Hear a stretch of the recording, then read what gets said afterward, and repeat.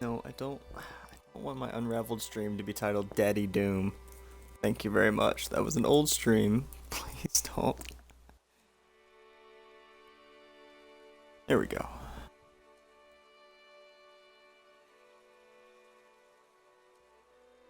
I have to admit, I am very excited to play this game. I actually got stuck last time, I think. Yeah, I know stream info couldn't be updated. You're lying to me, though. But I understand. Just, stop lying to me. Which, it's rude to lie.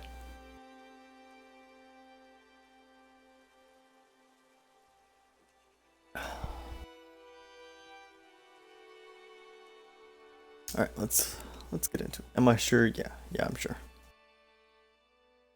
I don't care about my other save file. I wasn't like 100% thinking or anything.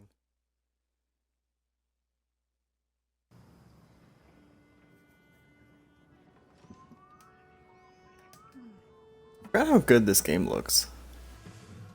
Like, for a small little indie project, that's really impressive.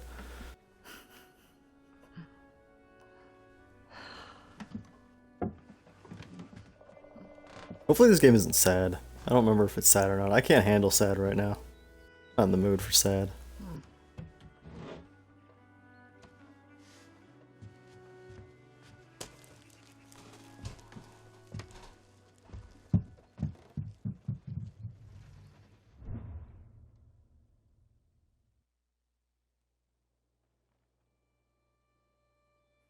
And it's me! God, Yarny is so fucking adorable, dude.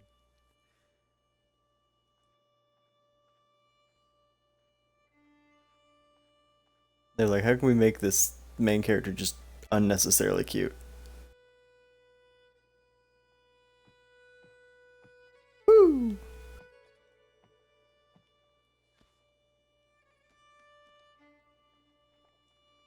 What's this?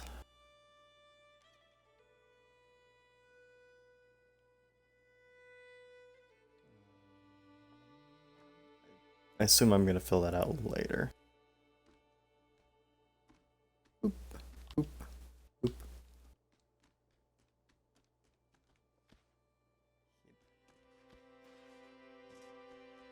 Yep.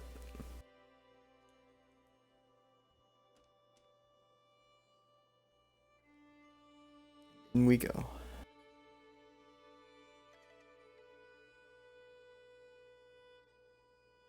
It's such a calm game. So chill. I've actually been, because I've been quote unquote offline for the past 2 days. I've been running up and down my apartment, cleaning the shit out of it. And trying to, like, work out some other shit. And so, when I was in my downtime for that, I was playing Spiritfarer.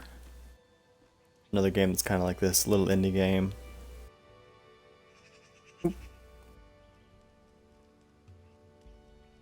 And it's nice to have these kinds of games around. I can just chill out and go chase some butterflies in the garden.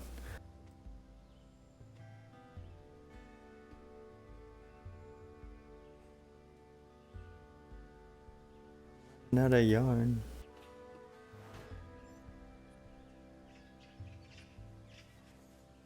Like, not everything needs to be Call of Duty Shoot 'em Man.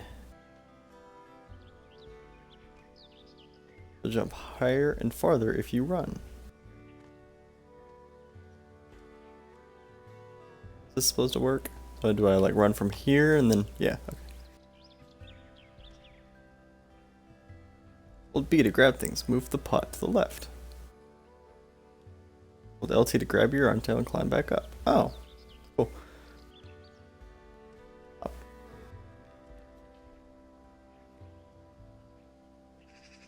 Good evening. We're chilling today. I mean, we're chilling most days, but in the next couple of days, we're going to be chilling a lot less.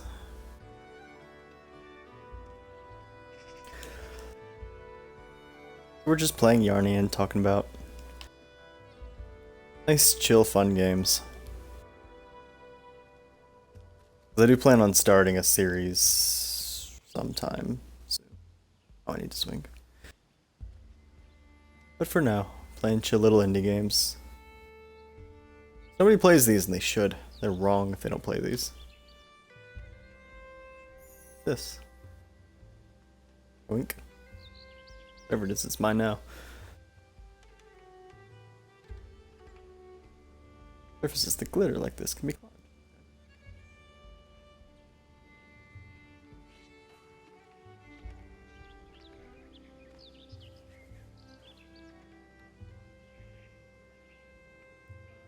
Oh, I see. Press X to attach yarn. Try making a yarn bridge here.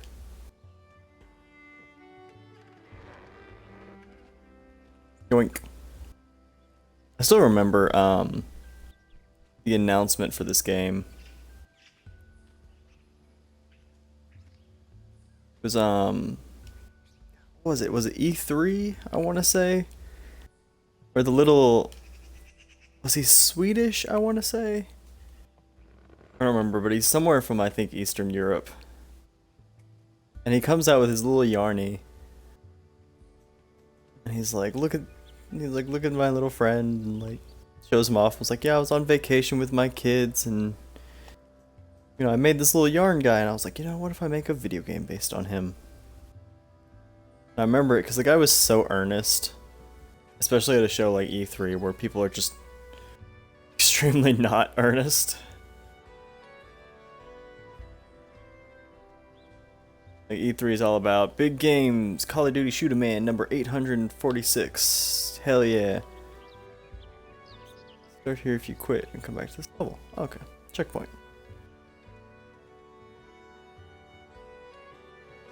So seeing him come out and just be like, check out my small little game, you know, I hope you guys have fun with it. It was such like an earnest thing you basically never see in video games. And I remember, I don't think I'd been on Tumblr all that long. This was 2017, so I would have been on Tumblr for about 2 years. And people on Tumblr absolutely adored, like the presentation. Understandably so. I'll press B to grab objects. Am I grabbing?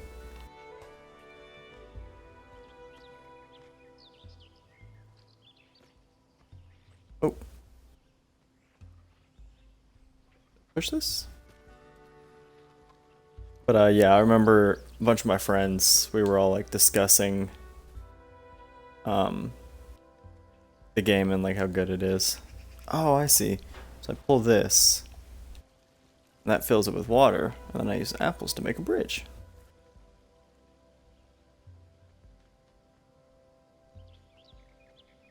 And I'm trying to keep track of my train of thought while also playing the game, which isn't the easiest thing I've ever done. But you know, playing Spiritfarer kind of reminded me of that. It's this small little indie game about like ferrying souls into heaven or hell, I don't really know, into the afterlife. And I just find that kind of game so honest and so earnest. You can see like the heart and soul of the developers in it. And it's something that I appreciate, especially when I play games like Outriders, and I'm like, this is a good game, but like, I don't feel any personal touch on it.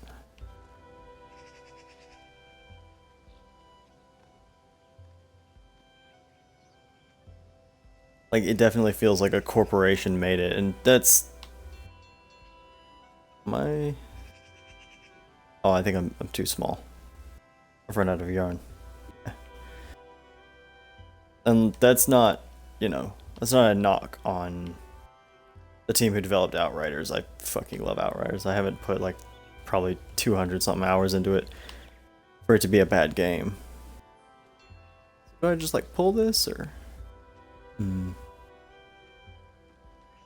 But seeing that like honesty and that heart that some developers put into their games is always just like, it's something else. It's a different energy that the games bring to the table. Like, yeah, you know, oh, do I go under this? Oh, there's yarn down here. Oh, I see. And so I think they fulfill, like two different purposes. Looking at the two games, or more than the two styles of games. Because you've got like Call of Duty Shoot 'em Man is like the junk food of the gaming universe, Lots of big action set pieces. It's fun, but you're not going to be thinking a lot during it.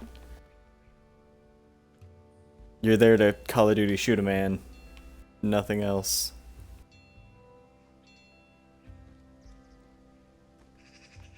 Also, I don't remember where I got that from, the whole Call of Duty Shoot 'em Man joke, but it's always been what I call Call of Duty now.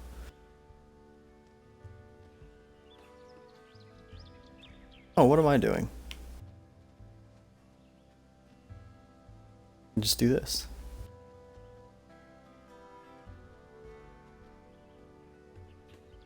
And so games like Spiritfarer and Unraveled, and I know Unraveled's like published by EA, and people see that as like a negative, but I'm like, if it helps,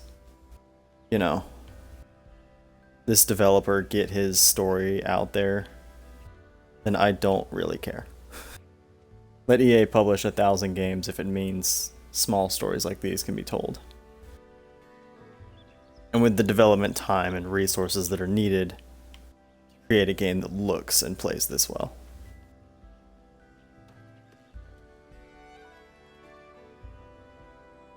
There's also other games like A Way Out. It's also really good, small game published by EA. And we need more of that. Less Call of Duty Shoot 'em Man, more indie games. Which definitely doesn't mean I'm never going to play Call of Duty again. It means sometimes I don't want junk food, Sometimes I want that home-cooked meal.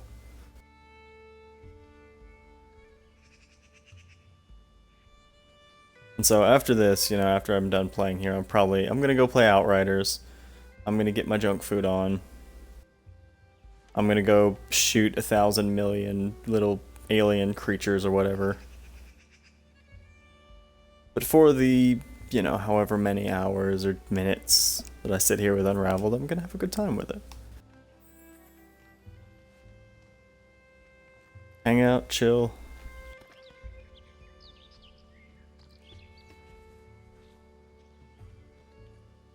I think that's why games like these are important. They tell more personal stories, and it's that chance to kind of calm down and chill out that you won't find in games like Outriders.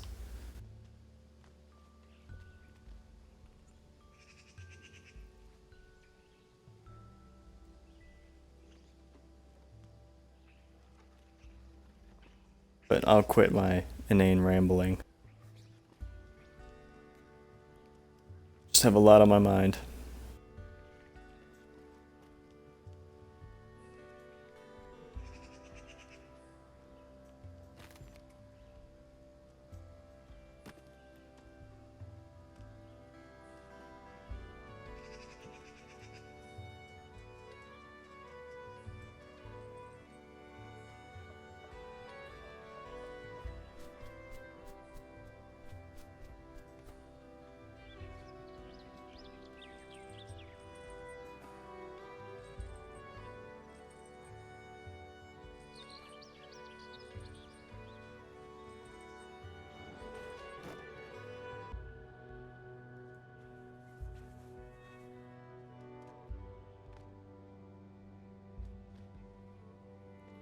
Oh, this old lady's like entire yard is covered in yarn.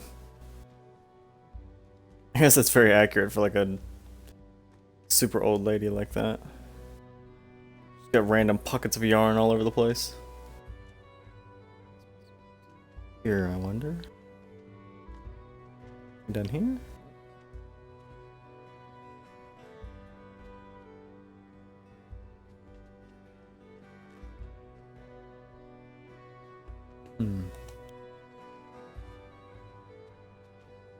Create a bridge here, maybe.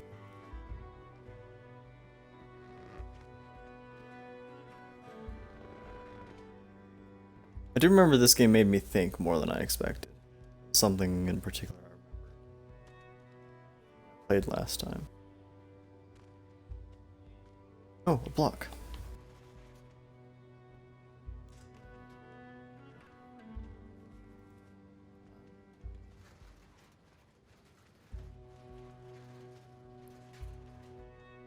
Wait, no. I need to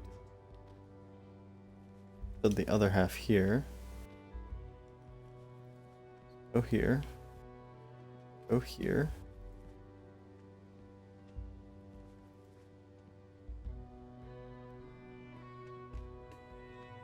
Got a bridge built.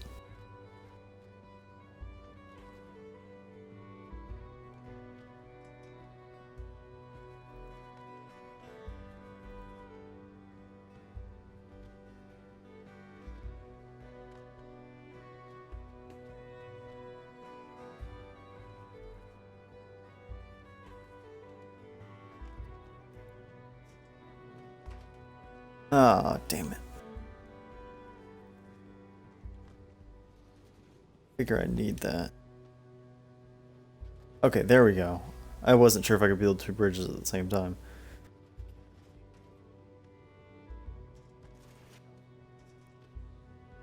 There.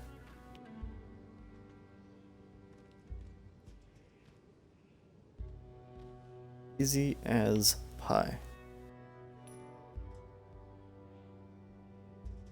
I think those are collectibles, if I remember correctly. Oh. Yeet.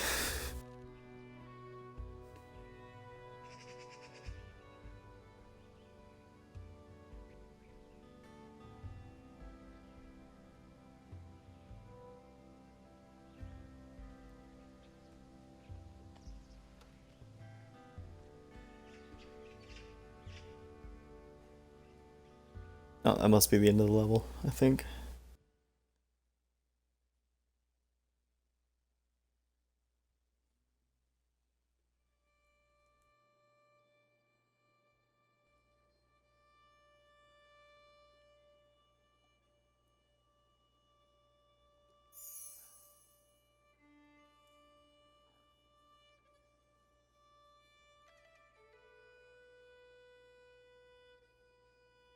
Oh, okay.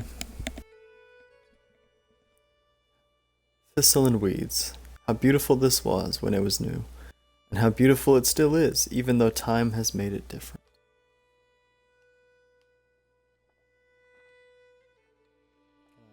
Scroll through? Oh, there it goes. Oh, it's like, oh, now I can see the photos. Bunch of kids playing in the garden.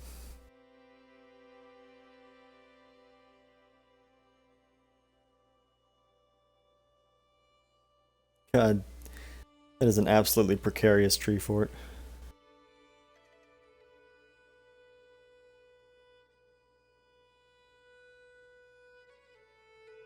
And that must be, I'm assuming they're like mom. Yeah, it's funny, when I was a kid, we had something kind of like that. All just like the wooden pallets up in the tree. I don't think ours was made of wooden pallets. Ours was whatever garbage we could find around the neighborhood. And there was a big tree out in the woods right behind my house. And we went and we just filled this tree full of garbage, essentially. And it was kind of funny, you know, we had this tree that we always hung out in. And it was just a tree and that was it. But everyone hung out there and I remember so much from back there. All the dumb shit we did.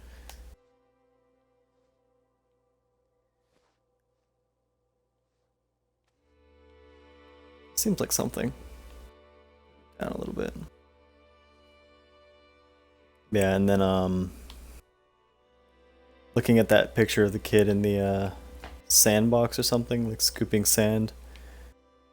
Reminds me, apparently I had a sandbox as a kid, and I do vaguely remember it.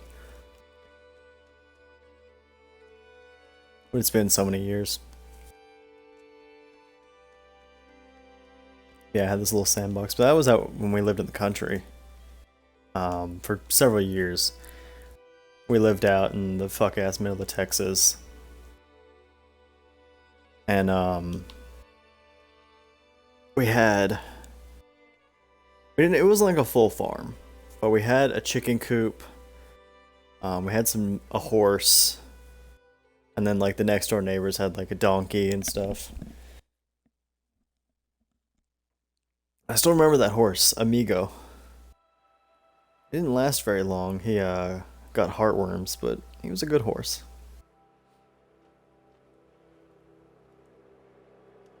I remember the chickens the most because that was my thing. It's still I think my sister still has pictures of me after I went and we hatched the chickens through the incubator. There's a picture of me and all of the chickens.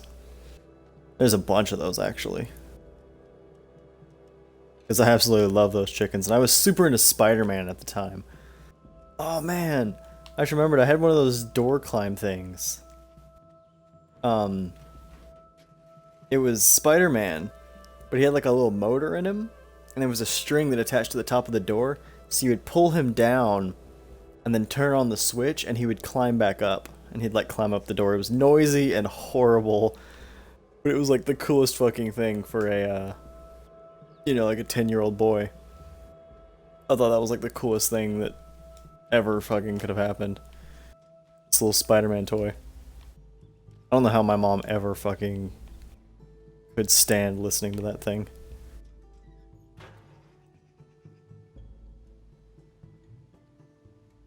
I think.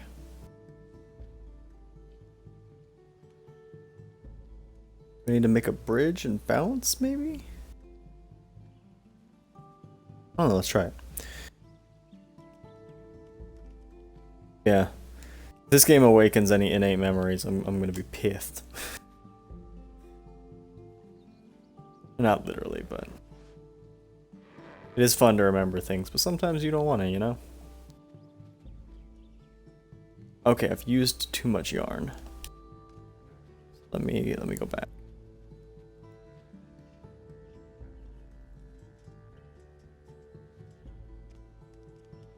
And I'm gonna try and not just mutter on about like old stories from my childhood, though they are fun. Good times. Well, at times. There we go.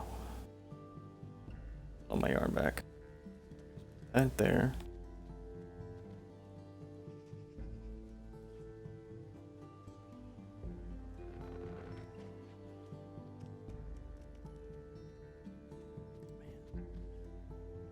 Am I supposed to make that jump, or am I doing this wrong?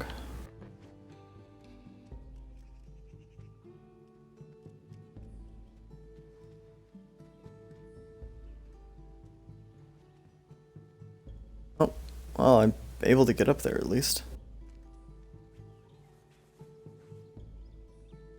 Not sure if I did that right, but it worked. Works, it works.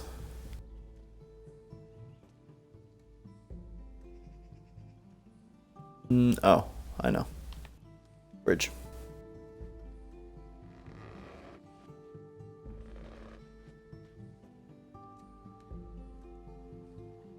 Oh, come on. Come on, just a little further. It's not happening.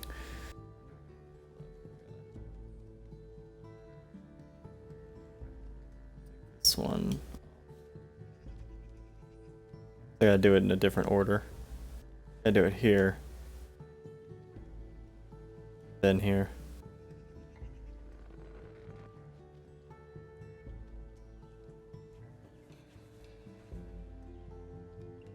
There we go. Let's get it. Fly away.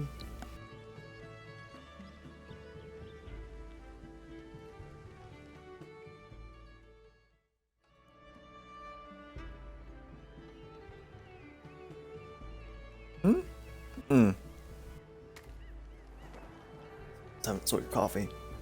I realize I kind of need to guide this thing, I think.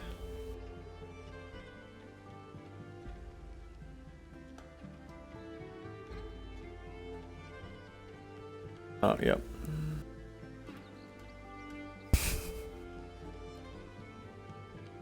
it does kind of, you know, people would be here for me to chat, but I don't want to just ramble off in people's ear about dumb shit for hours on end.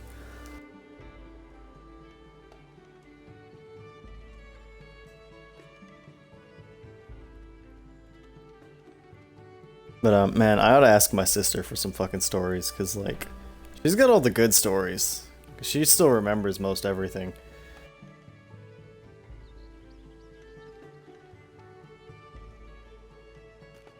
Oop. That didn't work as intended.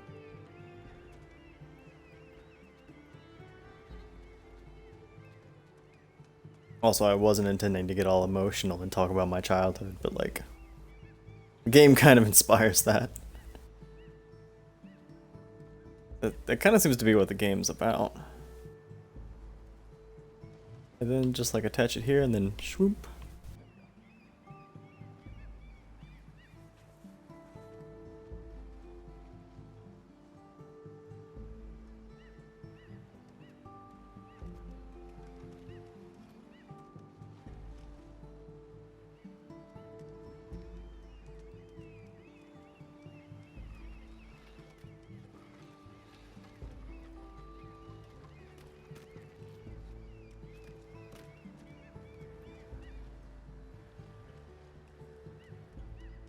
I'm trying to think, like, what are some other good, like, stories from when I was young that I could tell?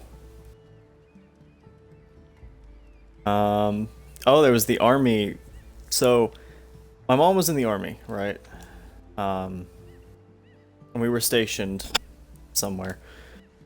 And the whole thing that kept going, the entire running joke while she was in the army, was that the army could never spell my name. I got probably 5 or 6 different military IDs. I joined like military programs. So like, you know, they would have like camps for kids for the military. Or, you know, trips where it was like, you know, you went through the military, but you went on these trips. At least I think that's how it worked. Of course, I was a kid. And yeah, it was pretty hilarious. Because we went, and, they could not spell my name. I don't have a hard name. I have about the easiest name you could physically think of. They called me everything but. They got my birth date wrong on my ID. Oop. Ground. Because, yeah, like, you know, you've got the military dependent ID. Where it's like, you know, this person is dependent on so-and-so, that's why they're allowed on the military base kind of deal. Ooh, got myself. Sweet. And yeah, they got my birthday wrong. When I went to join the military, they got my birthday wrong again. I think I had 3 different IDs because they all had the wrong name on them. Like, it was so funny, dude. It was so funny. I don't think they ever succeeded in getting my paperwork 100% correct. And I wish I still had that ID with all of, like, the fucked up information on it. Because it caused a bunch of issues. Because I would, like, go to things and they're like, wait, like, this isn't correct on your ID. And I'm like, yeah, I know. I'm like, but I've tried to get it fixed 3 times now. It's the military, what do you expect?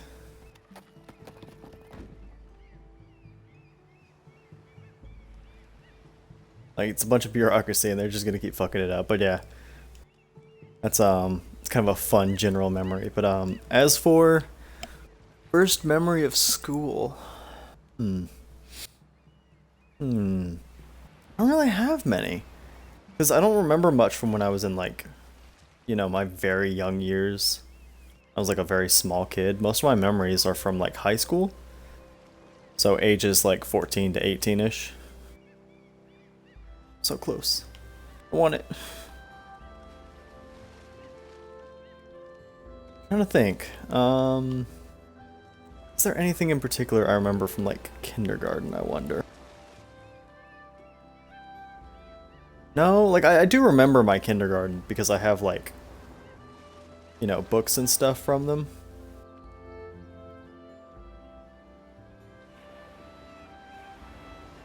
I have like my old yearbook with all my friends from the time in it and all that. Because I actually went to a religious church for my kindergarten, which would be very young years, very young. I think you start at like 6 or so, like 5 or 6-ish. I don't really remember. I don't know much about school. Don't ask me. Oops, shit. I can't get back up that way, okay. And it was actually in a Presbyterian church, I want to say. Yeah, because it was First Presbyterian Baptist school. Is the name of the school. Which I'm sure if you googled that, you would find the school I went to as well as 100,000 others. Because it was literally just a church that, like, I think during the weekday ran, like, a school for kids. Because this is the South, that's just what you do. Wow, I have fucked up that jump like 3 times now. But yeah, I don't think there was anything like... Because I still remember there was like a whole graduation ceremony for like all the kindergartners. And it was done like in the chapel where they've got the huge... You can't see me gesturing, but I assure you I'm gesturing. Like this huge stained glass... I don't remember what it was of. But it was like a huge stained glass window on the back. And then with all the pews down the front and all these little kindergartners fucking crammed in there. Doing whatever kindergartners do.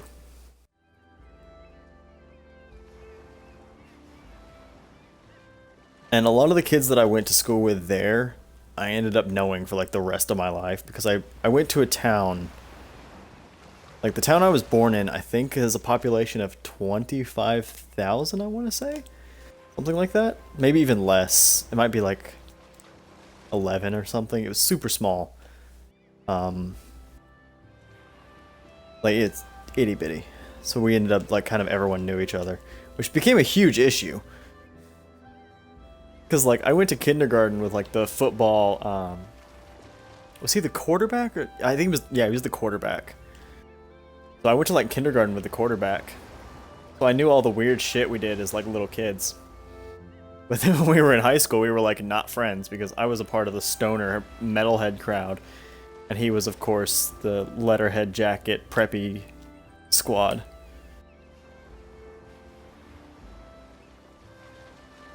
And then I'm trying to remember who else. There was one family. It's like that family that you see in like all the stereotypical shows where it's like, they own half the real estate in town. We had one of those. And I went to school with their kids. There was 2 of them. It was 2 brothers. There was the older brother, who was my age, and was super chill. He was a cool dude. I protected him from a couple fights. Because he couldn't fight for shit. He needed that little scrappy street kid to watch his back. Just super funny nowadays. And then there was his other brother who was not so good at school. Who was way younger than us. But they had the money to, like, get him special treatment and all that. While the rest of us just had to kind of pray for the best. Oh, there's a thingy over there. Do I want to... Yeah, I do.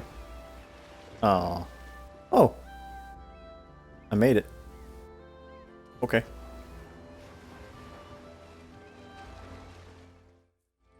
So yeah. It was, going to school in such a small town was always so weird, because everyone knew each other. Like, you know, our parents all knew each other. Our parents went to school. There was one teacher, fuck, I don't remember his name. He did not like me. But it was mutual, so. He was 70, I want to say. And he had taught my uncle before me. Like, it was that kind of town. Everyone knew each other. Everyone, you know. If you didn't know each other, you would soon. There was like 3 powerful families who like all owned. Basically, if you owned a restaurant, you were god in that town. Because there was a very small amount of them. No restaurant ever lasted very long in that town. We would have like big chain businesses come into town, and they would last probably 10 minutes.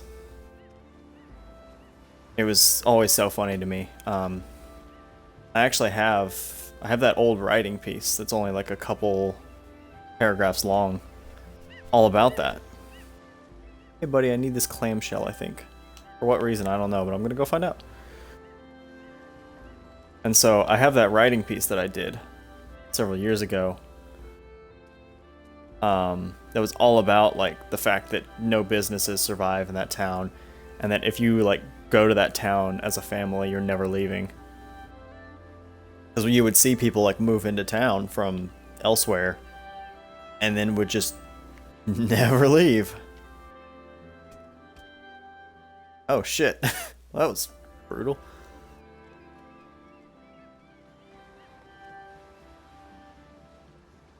It's so weird. Like, you always see in shows like the small town where like everyone knows each other, and it's kind of terrifying the way it works. But that actually really exists out here in America. And I'm trying to describe it. You'll always see these pictures of America.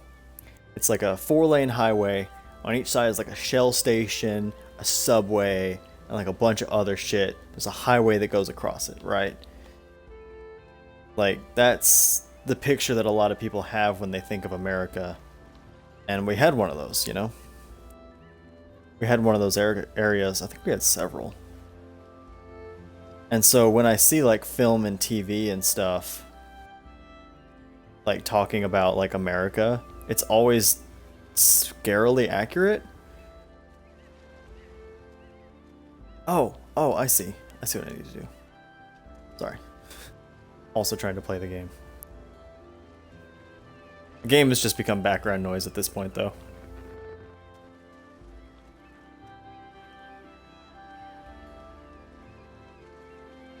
And yeah, it was very much your stereotypical town. And I think I had a couple people while we were deployed would ask us, they're like, oh, you're from Texas, so like Dallas. Because I think it was the 90s, there was the huge show called Dallas. And that was like super popular. Okay, rude. I got what I needed. So we would always have people ask us, they're like, oh, is it actually like that? And I'm like, well, yes and no. Like, yeah, the kind of like rich, wealthy, oil-bearing kind of people that were in Dallas do exist in Texas. I actually know 2 or 3 families that own oil rigs, but none of them are really particularly wealthy. But I also know some that own oil rigs that are wealthy. Like that friend I mentioned earlier who needed like this street kid to protect him because he was just the rich kid. His family owns like half the real estate in town, and their house has an elevator in it. They have a 3-story mansion with an elevator.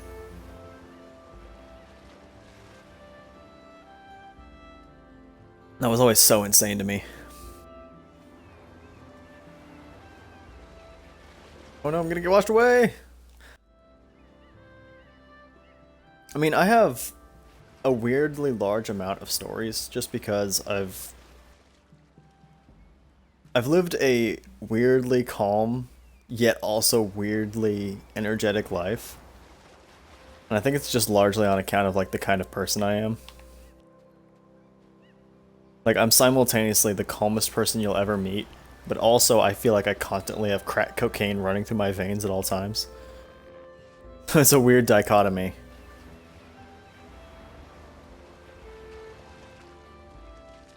Yeah, thing floats. So I need to use that. Get over here.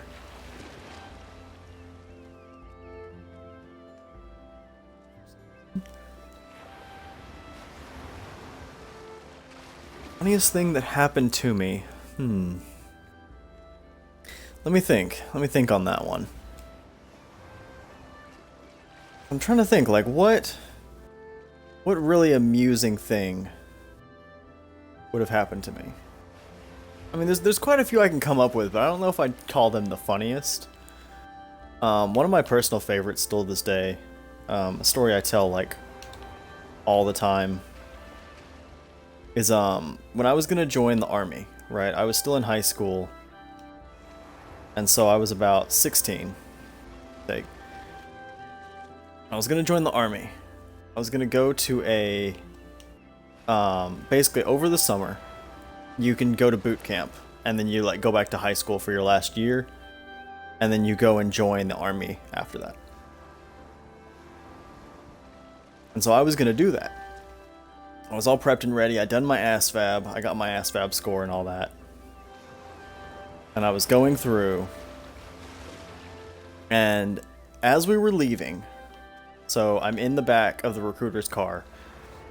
We're going out to, he was going to get me a burger at Whataburger because I didn't weigh enough. It was the first time the recruiter had ever seen this. He went to weigh me and he was like, dude, you need to gain like 14 pounds to be at the correct weight for the army. And so he was like, we'll grab you a burger on the way. Is this where this is supposed to be? Huh, I don't know. Hope so. Seems about right.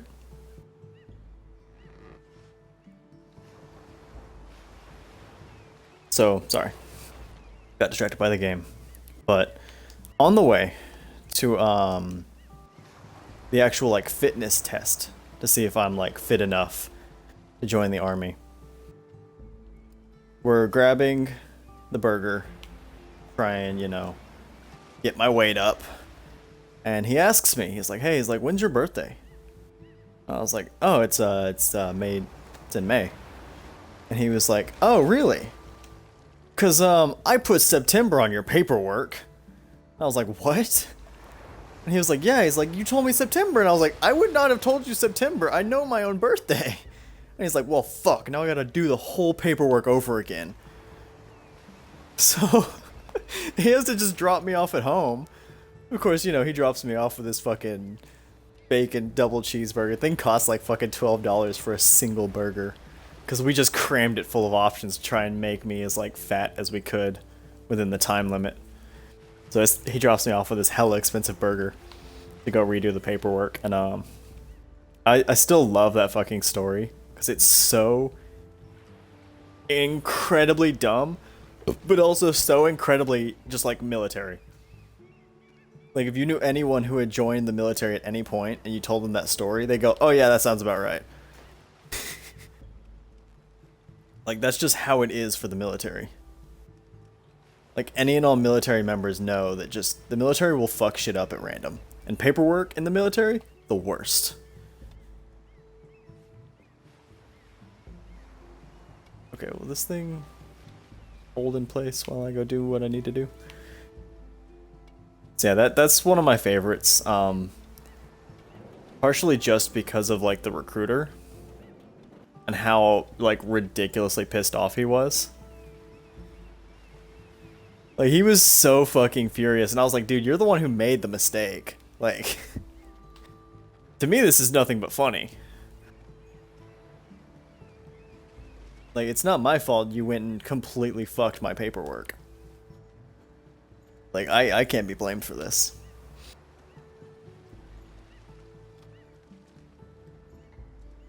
And so I think basically anything that happened to me that relates to the army was pretty fucking hilarious. Just because the army has a incredible talent for fucking shit up. Like the army, ironically, despite having never been in the army has been a part of my life literally since I was born. My dad was army. He was army when I was born, like literally the day of. He was out in the field doing field tests or some shit. I don't remember the specifics. I haven't asked him the exact specifics. But yes, yeah, so like the army has always been there, and they've never been good. It's just a running gag for anyone who's ever been in the military that like the military is kind of the worst at like everything. Paperwork, whatever.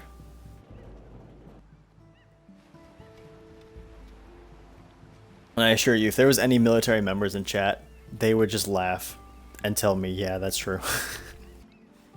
I've never met anyone who is ever in the military who has like just good things to say about them. Like they'll say, yeah, like the payment was good and getting benefits was nice. But I don't think anyone will ever say like, no, yeah, like they were really good about like everything and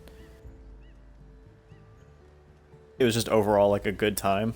Like people will be like, yeah, it was a good time, but they're so bad at like paperwork and like actually getting shit done.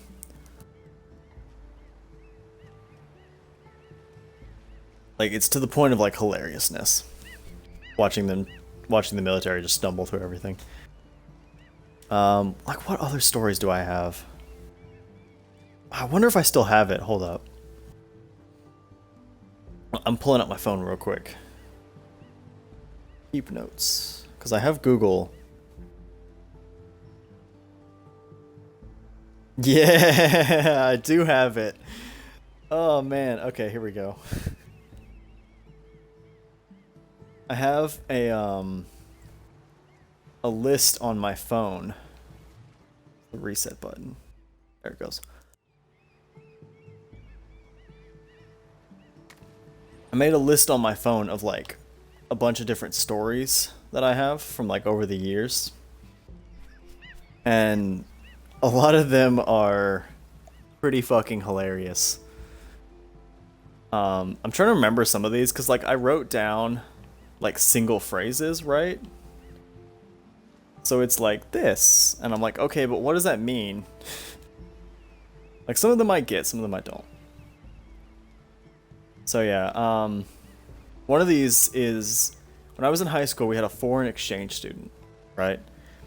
This young, absolutely fucking adorable German girl, and I was like, I definitely had some kind of like a crush on her or something.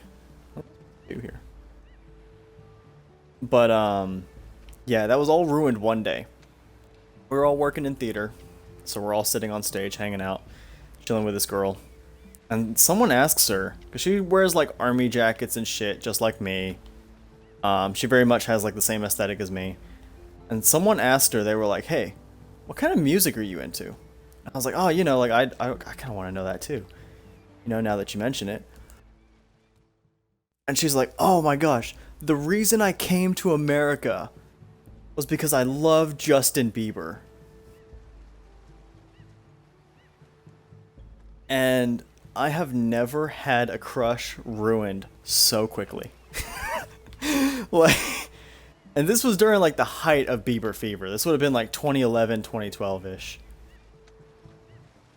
Like, and so she was like, yeah, like I adore Justin Bieber. Like, absolutely love all of his music, own it all. Like, super fan. And yeah, I think like for the rest of her time there, I was like, man, it's like so disappointing. I'm like, someone so cute has such garbage taste in music. Oh, that's gonna kill me. Oh, the stupidest thing I've ever done is an easy one. That is an easy question. That I can answer with definitive ease. Okay, so I was in theater, like I just mentioned. And it was me and my buddy Larry. So Larry is this Hispanic dude with like super long hair, really into metal music. Like he is the stereotypical like metalhead, right? Absolutely fucking adores metal music. Wears like Slayer shirts every day. Has his hair long so when he headbangs, his hair like flies around. He's that kind of guy, right?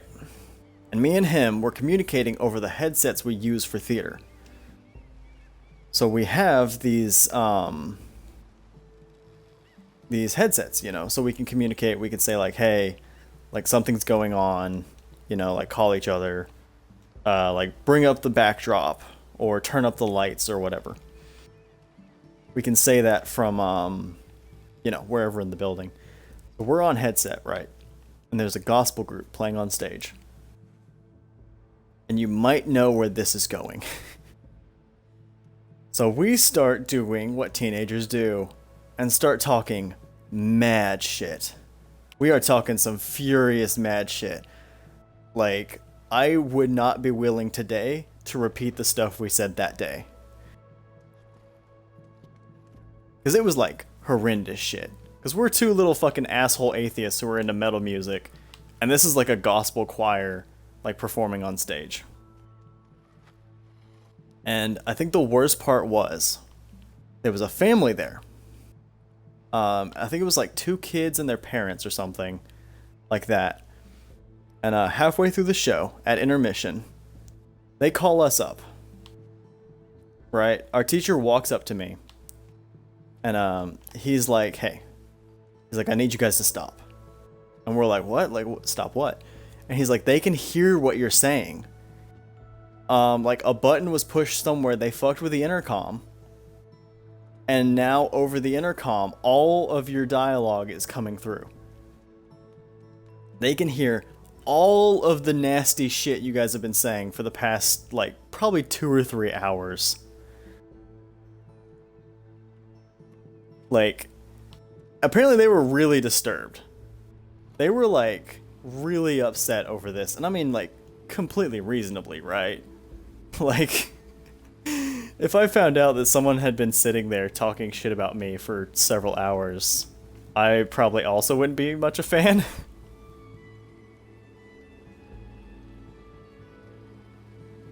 Yeah, you're cool, Scuba. But yeah, so I think the one thing you're not going to be able to predict, though, is where the story goes from here. See, we didn't stop. We heard this gospel group wasn't a fan of us and are talking shit, and kept fucking going. And we got worse. Like, the shit we said. So at the end of the show, after all is said and done, after we've, like, absolutely just fucking ragged. It's okay, Automod. Let Wolbies call me an asshole. Yeah, no, we were absolute pieces of shit. We were fucking terrible. Like, it was so bad. And yeah, we ended up, you know, we talked shit. We kept going and going and going. And at the end of the show, the manager of the entire building, like, of the entire department, stops us at the end of the show when we're, like, packing down, right? You know, we're closing up, we're cleaning off the stage and everything. He comes up to us and he's like, hey, I need you guys to come with me. He pulls us to the side. He brings in our boss. So this is like the boss above my boss. He brings us in and he's like, hey man. He's like, so that family left crying. He's like, you absolutely just, like, ruined that family's entire, like, year, basically. He's like, you guys were so bad that, like, that family left in tears. That was the first complaint we've ever gotten from anyone about our workers. Like, this is the first time that anyone has ever had a bad thing to say about you guys. They're like, this was so bad that we're calling the high school to see if we can get you expelled. They were like, we don't know if we want to even keep you here anymore. And so that was by far the worst thing I'd ever done. It was so bad. Like, I think my mom wanted to strangle me when I got home that night. And, like, that family hated us. Still to this day, I don't know if they came back. I have no clue if, you know, some years on, they came back to, you know, perform at that same theater again. I honestly have no clue. I kind of don't want to know. Because if they didn't come back, I don't want to feel bad about it. But yeah, no, that was by far the worst thing I've ever done. It was so bad. Like, I'm pretty sure I ruined that family's life with the shit we said. But yeah, we were shitty little fucking teenagers. That's what shitty little teenagers do. As for, like, a scary moment, I'm trying to think. I don't know, like, I've got some mild scary moments, but I don't really think anything was crazy scary. I do have, I guess I have one. I could kind of say, oh, this is clearly like a I need to swing kind of moment. So, I used to own a dirt bike. I lived out in the woods, out in the boondocks. We had a pretty good parcel of land, so I had a dirt bike to go, riding around the property. And some years later, we're on a different house. I was riding out in the woods behind my house. And what ends up happening is I go sideways. I hit a hill, I go up in the air, and I land sideways. So I come down, the whole dirt bike is on my right leg. And some people will understand that's also the side that the exhaust is on. So the exhaust for this dirt bike is laying parallel on my leg. And just absolutely like burning the shit out of me. So luckily, there was another guy nearby. He comes and he grabs me and helps me out. He pulls the dirt bike off me and I was fine. I didn't burn my leg. I'm pretty sure those pants had a burn mark on them for like the rest of time. Like, cause like I've been in like car accidents and shit, but I don't think I ever felt like fear over them. I think that's the hardest part for me, is when you say scariest moment, I have to think and be like, was I ever like really scared of a lot of things?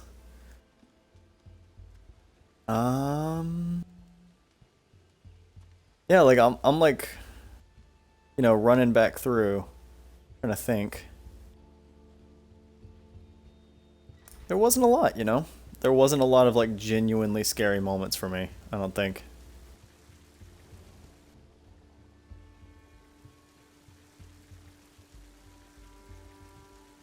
Hmm. I do have a story in the same vein, right? Oh, that's gonna kill me, fuck. Oh, you make a mistake, see. You say most embarrassing music I owned. I'm not embarrassed of any of my music. I own Barbie Girl on CD to this day. I have it in my truck and I blast it all the time. Let's see. What am I supposed to do for this puzzle? Oh, I guess I jump down and try and land like on the log. Oh, that's not gonna work.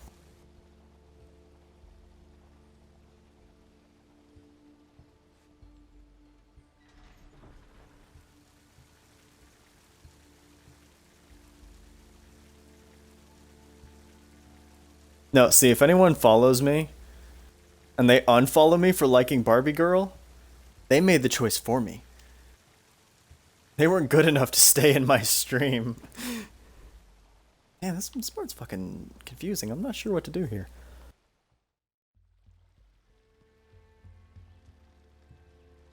Barbie Girl is a fucking classic, and I will fight anyone to the death over that. I remember, I was driving with my truck. I was going down somewhere. I don't remember what I was going to do. Oh, I've got to... Oh, okay, I think I know. I think I know what I'm supposed to do here. I go here, do that, and then go here and do that. Yeah, and then that'll keep it open. Okay. I'll let it go. I need that log over here.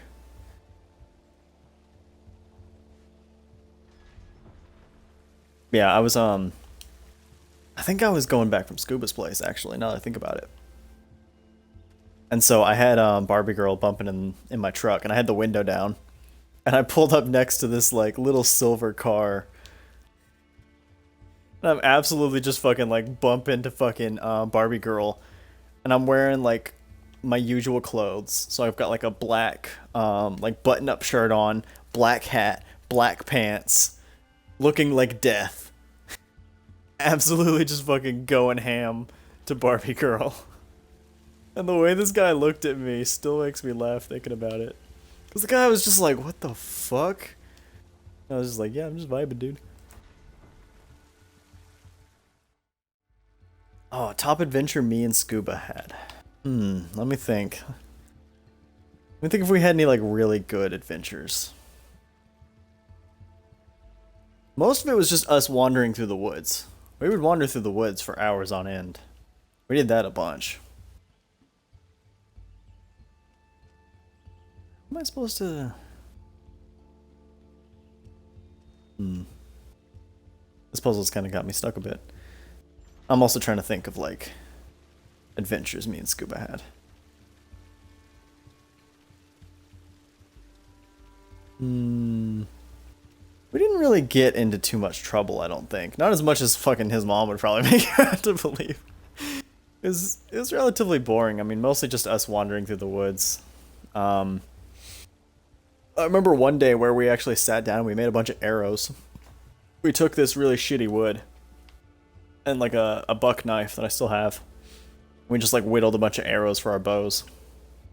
Because that's what you do in Texas. You just like own bows. I wouldn't ask too many questions about it. So yeah, how am I... Like, I'm assuming I have to tie that around here, right? To keep this close?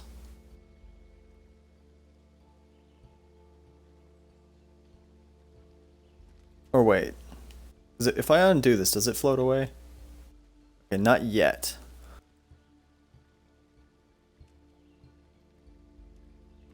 Tie that here.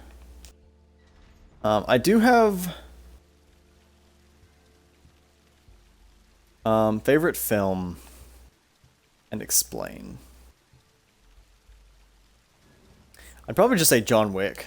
Like, before John Wick, it probably would have been The Matrix.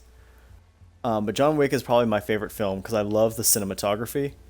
And I specifically love Keanu Reeves' style of acting. Because I don't remember where I heard this explanation. I think it was on Tumblr? Weird place to get my fucking cinematic analysis, I know, but... It's, he's a physical actor. Versus, like, an actor who, you know, does, like, funny voices. It's kind of like why I'm not a huge fan of Jim Carrey. I know, crucify me. Fucking tie me to the cross for saying I don't like Jim Carrey. He plays, like, 3 characters, okay? He's not a good actor, he's just good at playing a character. Fight me. But yeah, Keanu Reeves is like a physical actor. So when you see him acting, there's a lot of physicality to it. He brings a presence to the screen that other actors just don't.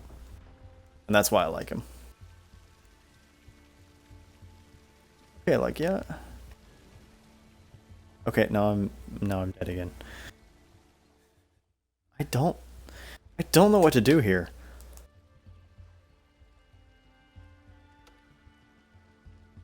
Oh, see, worst film is hard, actually. Like, good film is easy, worst film is hard. Because I like bad movies. I own several copies of a bunch of really garbage films because I find them amusing.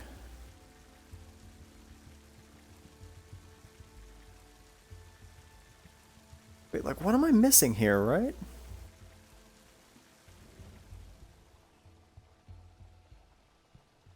I'm trying to think. Because there's plenty of bad movies. Okay, I'll give you a caveat. Is it good bad or is it just bad bad? Like, is it a movie that I hate?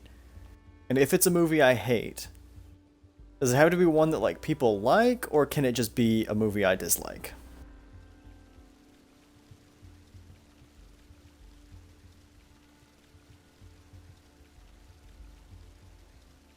Ooh, this seems to work. Oh, nope, not anymore. Because there is a difference. One you hated even if the rest of the world loved it. See, that's a lot easier. Because a lot of it's just like, I don't like Marvel movies. Like, I know people love them, but I don't like Marvel movies. I genuinely... I think some of them are good. but I don't like a lot of them. What's a couple like good recent examples? I'm trying to think, because I know there's a couple movies that I hated that people loved. I'm just trying to remember them off the top of my head, because I've blocked them out at this point. Hmm. God, all I can think of is books. I can only think of like books that I hated that people love.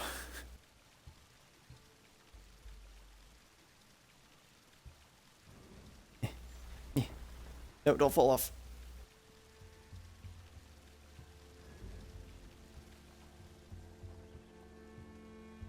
Oh, damn it, that's not gonna work. Because there's a bunch of like classical books that I hated. Um, yeah, I hate The Invisible Man. There's actually a specific story around that. It's one that was actually on my list on my phone. Was I had to do a book report over like, you know, a classical book, like one of those book reports. Oh, nope, get out of the water. Also pull the thing down. Jesus. And so I chose The Invisible Man. Because I was expecting, you know, like a cool, like kind of sci-fi horror vibe to it. It was not that. And so I ended up writing my entire book report. Was not what my teacher really wanted me to do. But this was like, he was the greatest teacher I've ever had. Still to this day, best teacher I ever had. He got me into college, and he did like so much for me. Cool dude, amazing dude. But yeah, I did the entire book report not over like, this is what I thought about the book. My entire book report was basically like, this is an absolute amazing example of like books that are about minorities, but just fuck over different minorities. Because the whole book is really, really shitty on women. And there was a whole bunch of like really fucking disgusting shit in that book. And so when I went to go write my book report, I was like very, very harsh on it for that reason. Because like what ends up happening is in the book, right, there's like an older guy who I'm pretty sure like assaults his daughter, and it's like super hella fucked up. But the book's just like, oh yeah, no, that's just what you do. Like that's chill. Like the book never really genuinely addresses it in any like negative way. Like the book doesn't really sit down and be like, hey, this is not cool. And then the only two other characters that are women that show up is at a whorehouse and when a woman is being sold at an auction. So I wrote this whole book report over just like how much it was that the book was just like really shitty on women. Like women are only objects for the main character to like oogle and ogle at. And it was something that I found so frustrating. I had a similar thing in the Battlefield 3 book. Because the video game Battlefield 3 had a book tie-in. Why? I don't fucking know. But it did. It had a book tie-in. And I own that book tie-in. This does not mean I like the book tie-in. How did I not make that jump? Fuck you. But yeah, it had a book tie-in. And I haven't finished it. Because at the very, very beginning, there's like this big Russian KGB agent. He's such a manly man. And he walks in the front door of like the agency and he sees this big titted blonde woman and it gets his man boner going, and I hated it so much. It's so stupid. Like, I hate that writing. I hate the writing where it's just like, women, I like to ogle them, big man, makes my pee-pee hard. It's just like, this is just annoying to listen to and read. And so I never did finish that book tie-in because I was like, I genuinely hate, like that specific part. And it's literally like, it's probably like page 3 where that comes into play. Nope. Wait, what? Oh, okay. But yeah. Shit. Wrong button. Yeah, I'm not sure what to do for this puzzle. I'm honestly a little confused. Yeah, that's been a big thing for me for a while. Is I will not like a book or movie depending on its depictions of women. And there's some movies that I do genuinely think are good, but I can't watch because of that. Like it's kind of like a personal pet peeve. Something that just kind of drives me nuts. Tie here so that doesn't float off. Down. Like I'm thinking this is right? Like I tie this here and then like can I tie it down here? No, now the log is just tied to the upper thing.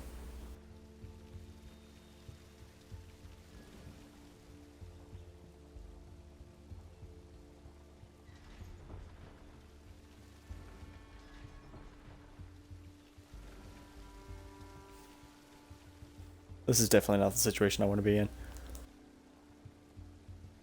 Yeah, that's just gonna bug it out. It's just gonna keep bouncing up and down.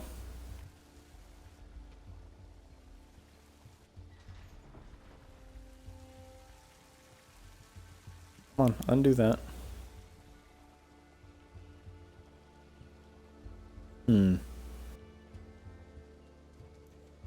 I think.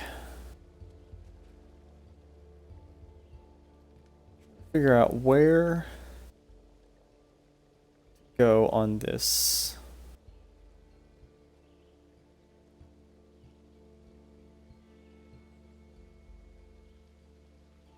Because, like, am I thinking wrong in, like, tying this to this?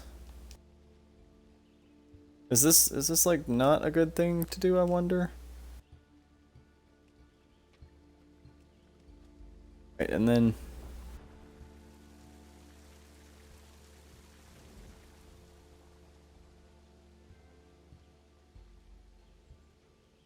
I wanna... Ah! Mistakes made.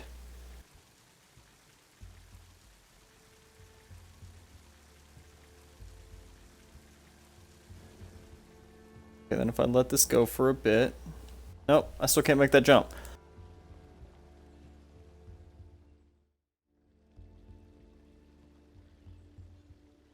This is kind of confusing, I'll be honest. I don't really know what to do here.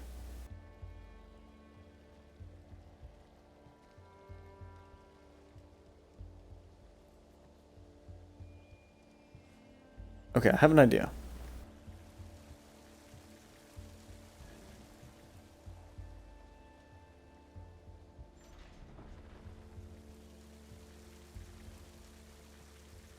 Tie this down.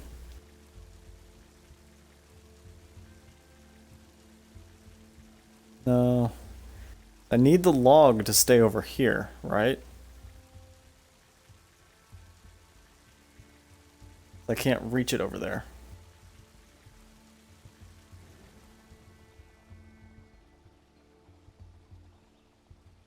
I don't think I can, like... I think it's too fast.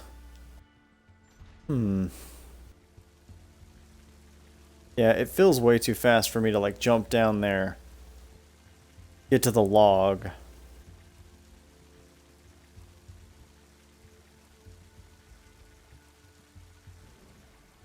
I don't really know what to do here. I'm being honest. I didn't think I'd get stuck on Unraveled.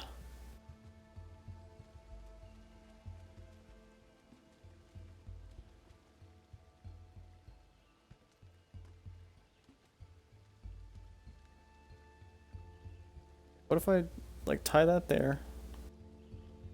Go up.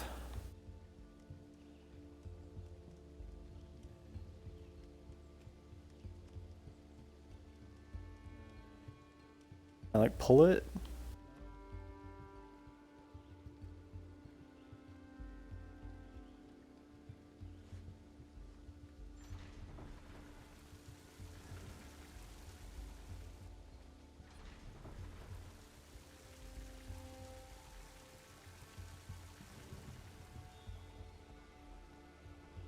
Dude, I honestly have no clue. And like, I want to get back to the point where I can just like say shit and not be so focused on this. So give me 2 seconds. I'm just gonna look it up.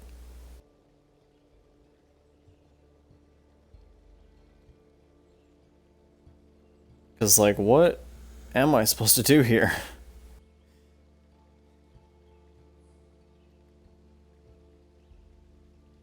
You know, this might be where I got stuck.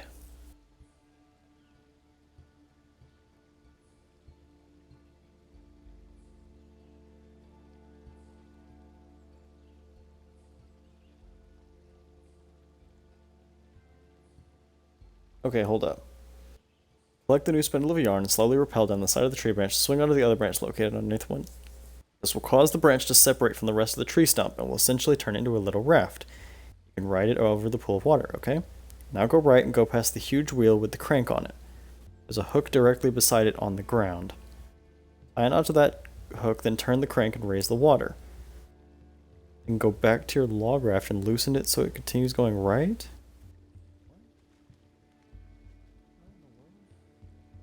Missing.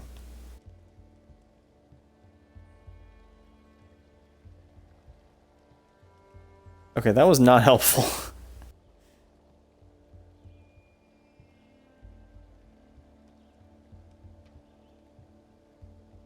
That was not helpful. Okay.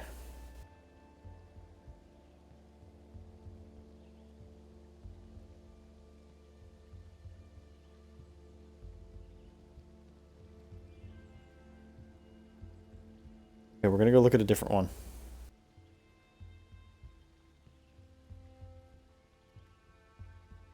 Like...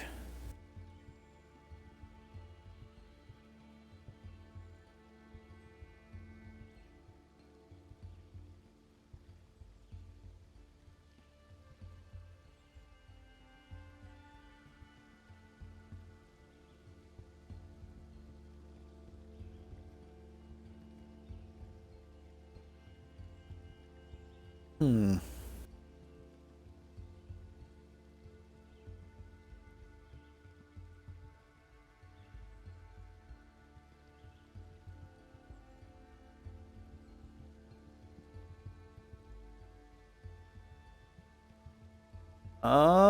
Yeah, I feel like I'm definitely missing something. All the guides are just like, oh yeah, it's like super easy, you just go and do the thing. You just do the do. I'm like, what are you guys talking about?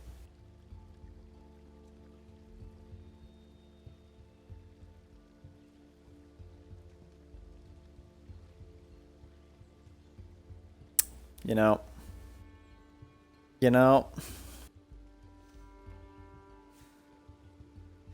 This makes some sense. I don't... Like, I didn't really, you know, see this through the guide, but I did just kind of, like, figure this out. This was how you're supposed to do it. And you go back. Jump on the log, untie it. Climb over.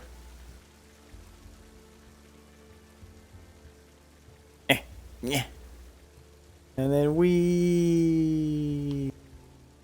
Okay, now we can go out of here and I can keep going on about weird, dumb stories. Am I supposed to jump up this? What am I supposed to...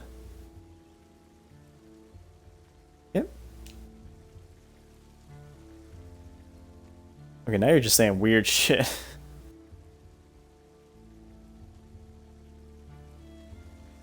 Wait. What? Am I supposed to...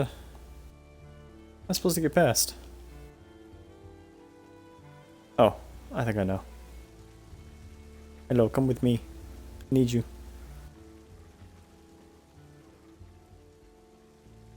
I need you, log. Favorite foods that starts with P, pizza. Any claims to fame? Oh, clearly.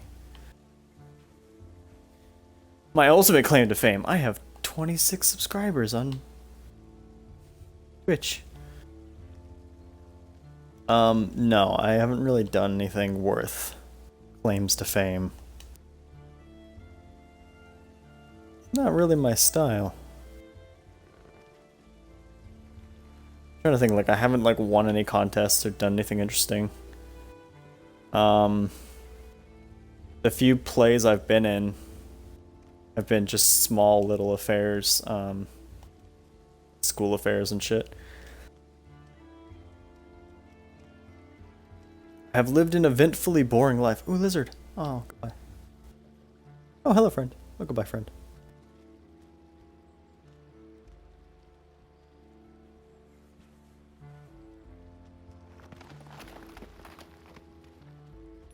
Oh, thingy.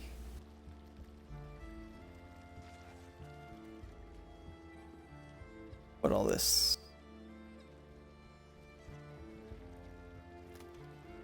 Oh, that falls off.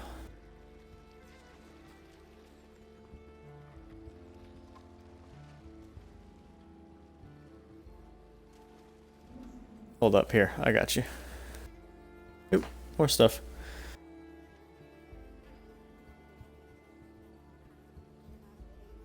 Oh man. Okay. Oh, my sister will hate me for telling that story, but I'm doing it anyways. So, when I was 10, it was like 10 or 11.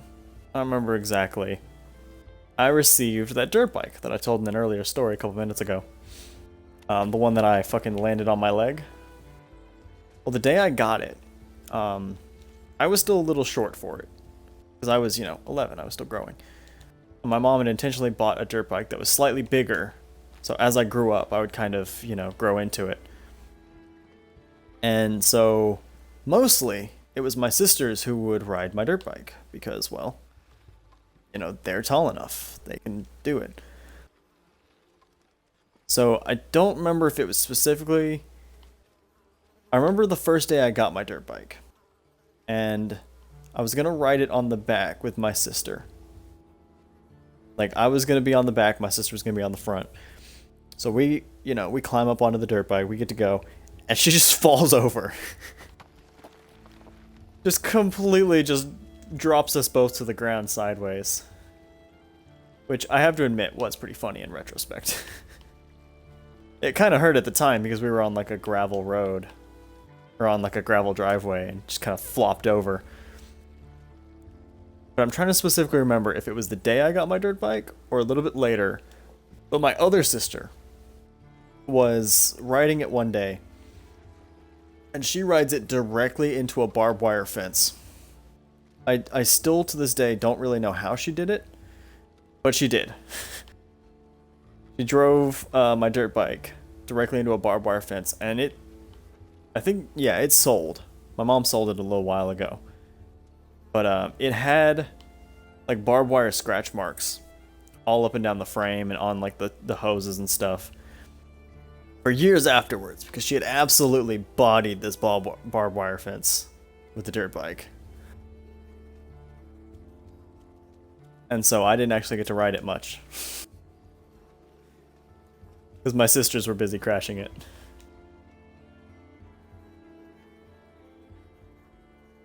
And so my sister still has. That was like the most blood I think I'd ever seen. So I guess if you wanted a scary story, that's probably... Why did I sink? What the fuck? Rude. That's probably one of the best ones. Yeah, no, my sister was like fucked up. Like that was so much blood.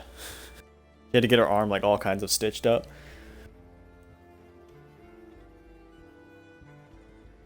That dirt bike was fucking cursed or something. Or it was a dirt bike and probably shouldn't be just letting small kids on them. In a similar vein, because I live in Texas. I have always lived in Texas my whole life. It's just how it is, what it is. Because of that, when I was probably... I must have been super young. I was probably like 7 or so. I was hella young. Oh, I can't bounce. Why? I seem to need more yarn. Yeah, I'm running out of yarn. Interesting. But yeah, when I was about 7 or so, my dad took me shooting for the first time. I was still a wee little lad.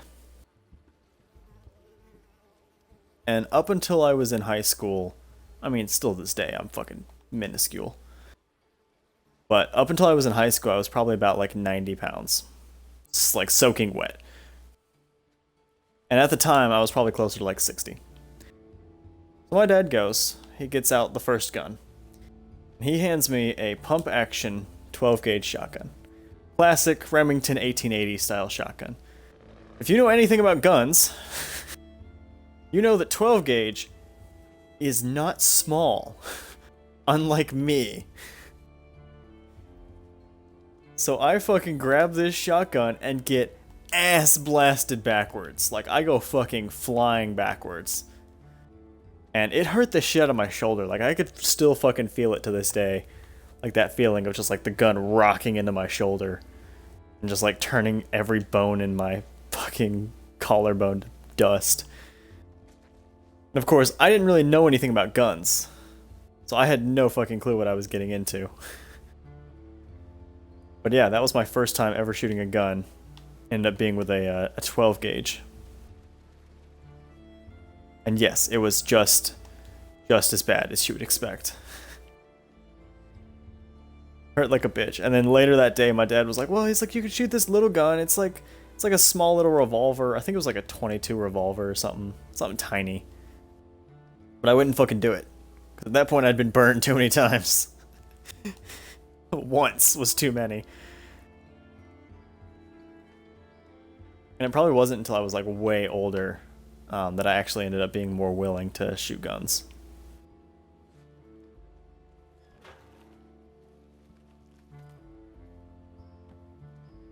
Yeah, I don't think I really fucked with guns until I was like 13, 14.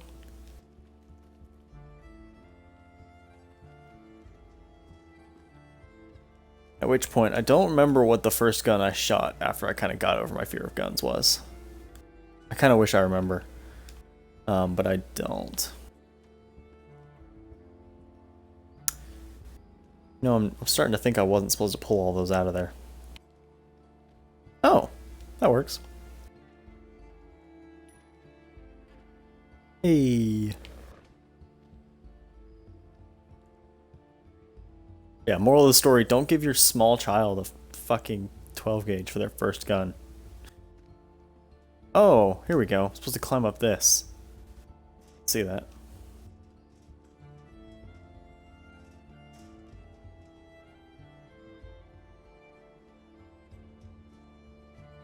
Maybe if I tie it here and then... Oh, there we go. Oh, shit.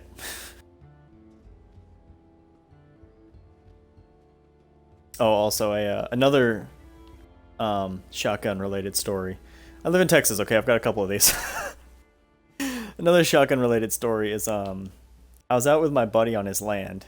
His family had like a couple dozen acres of land, so it's a pretty sizable chunk of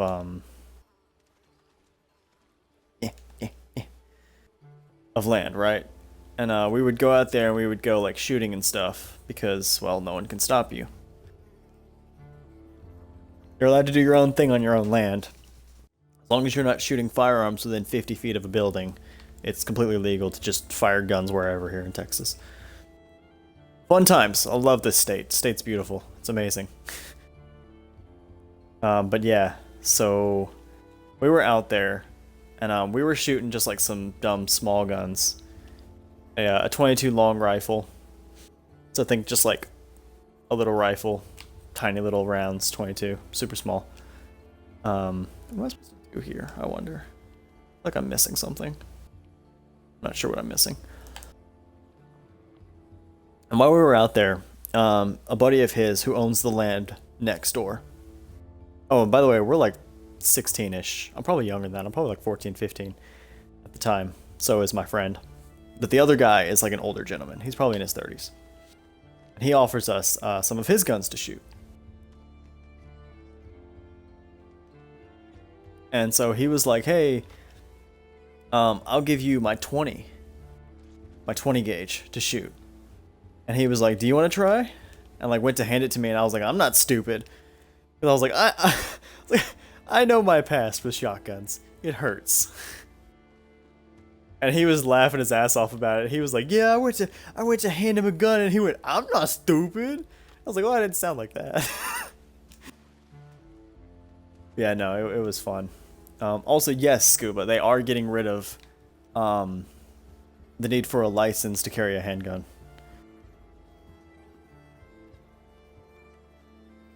What? Like, what am I supposed to be doing here? Like, oh, do I need to, like, tilt this up and then... Yeah, there we go. Yeah, here in Texas, they're getting rid of the need for a license to do a concealed carry. Or is it open carry? I don't remember. But it's funny because, like, we're getting more... Like, you're allowed to just, like, carry guns here in Texas. But they're about to ban menthol cigarettes. Not specifically in Texas, but, like, in general, they're trying to, like, get rid of menthols. Which, it's just more of that stupid shit where they're like, flavored fucking drugs are bad. Concealed and open? Okay. I don't know the specific details because I don't, like, own guns. On account of my depression. I'm not really, like, allowed to wander about with a firearm. But yeah, like, it doesn't wholly surprise me that they're, like, doing that.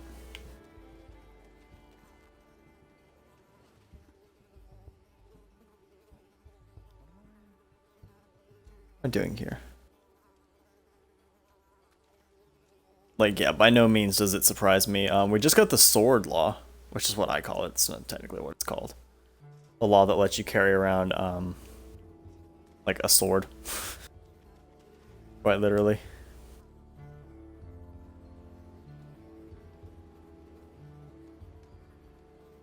Oh, I got it. So I gotta get up on the edge. Yeah. There we go.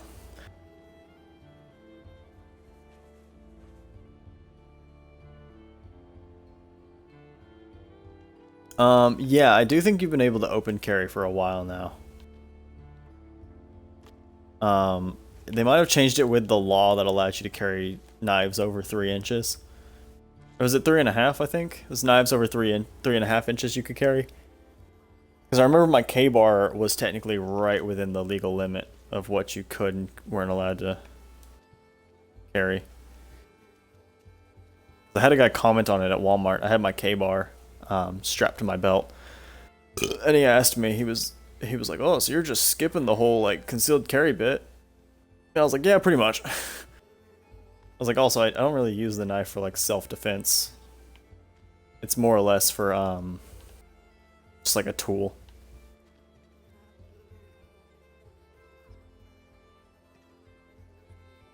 Yeah, I don't usually carry, like, fixed blade knives. It's not usually a thing I do, personally. But, I did for a while. Just because, having a knife was handy when I was working. Because I worked with wood a lot. So it was like, okay, like, it actually makes sense to have a knife on me for this. Okay, what am I...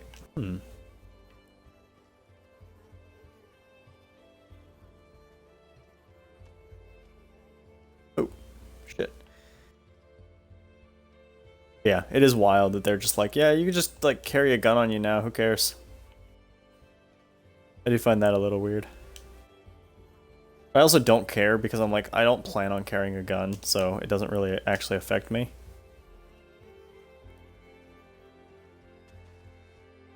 And I do wonder how many people were like, I really want to carry a gun, but, like, I don't want to get a license. Like, how many people were there that had that exact specific, like, set of requirements? Like, who both wanted to carry a gun, but not get a license? How many people are there that specifically want that?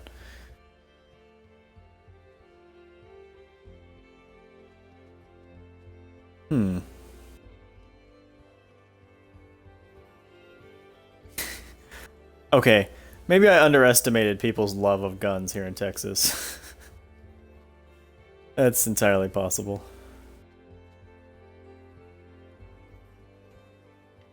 Also an anti-government guy? Yeah. Here in Texas, that's kind of like most everyone. That's 90% of people here in Texas now that I think about it. Like, I feel like I'm supposed to move this, right? Sure, how? Hmm.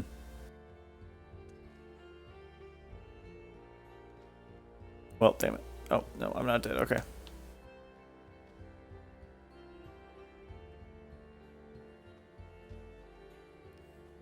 Hmm.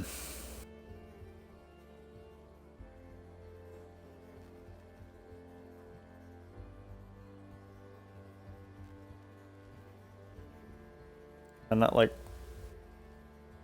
full. Oh no. Hmm.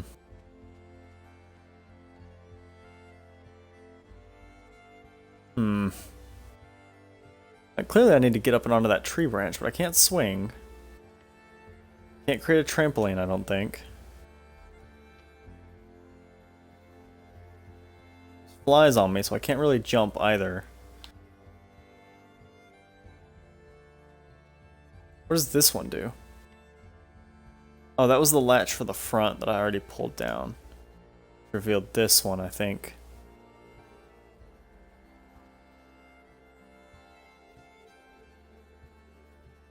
Hmm. It's like... No, because that has to hold my weight. This one here, what does it do?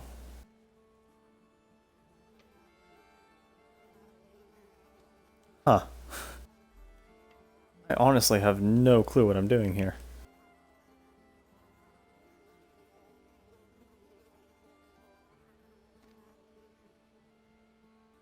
Hmm. Well, I guess we're going back into the, walkthrough territory. I don't really mind using a walkthrough for this one, just because, like, I don't really like the puzzles in this game, if I'm being honest. Like, the aesthetic, and the feelings, and the mood, and the energy that the game brings to the table, I really, really like. But I really don't like the actual gameplay, if I'm being honest. Like, I feel like the actual gameplay could be much better. Like, the telegraphing of puzzles and stuff isn't fantastic.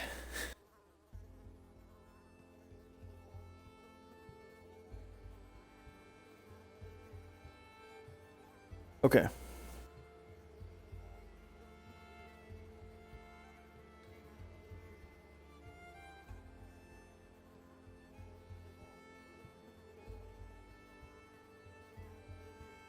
Oh, I've got to... You gotta push it. I didn't realize that was an option. I do think the game tried to tell me that, I just wasn't paying attention, so that's on me. That's like exclusively on me. Come on, tie, there we go. Oh, that didn't work how I wanted it to.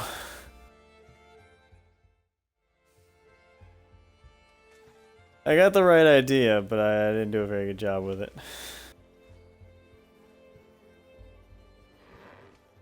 Okay. I have another story I can tell. Okay, see, this works like this for a reason, because I bump into it. So the game's like, look, you bumped into it, you can move it. And, I didn't acknowledge that as being something that I was supposed to be, like, thinking of. Which is on, that's completely on me.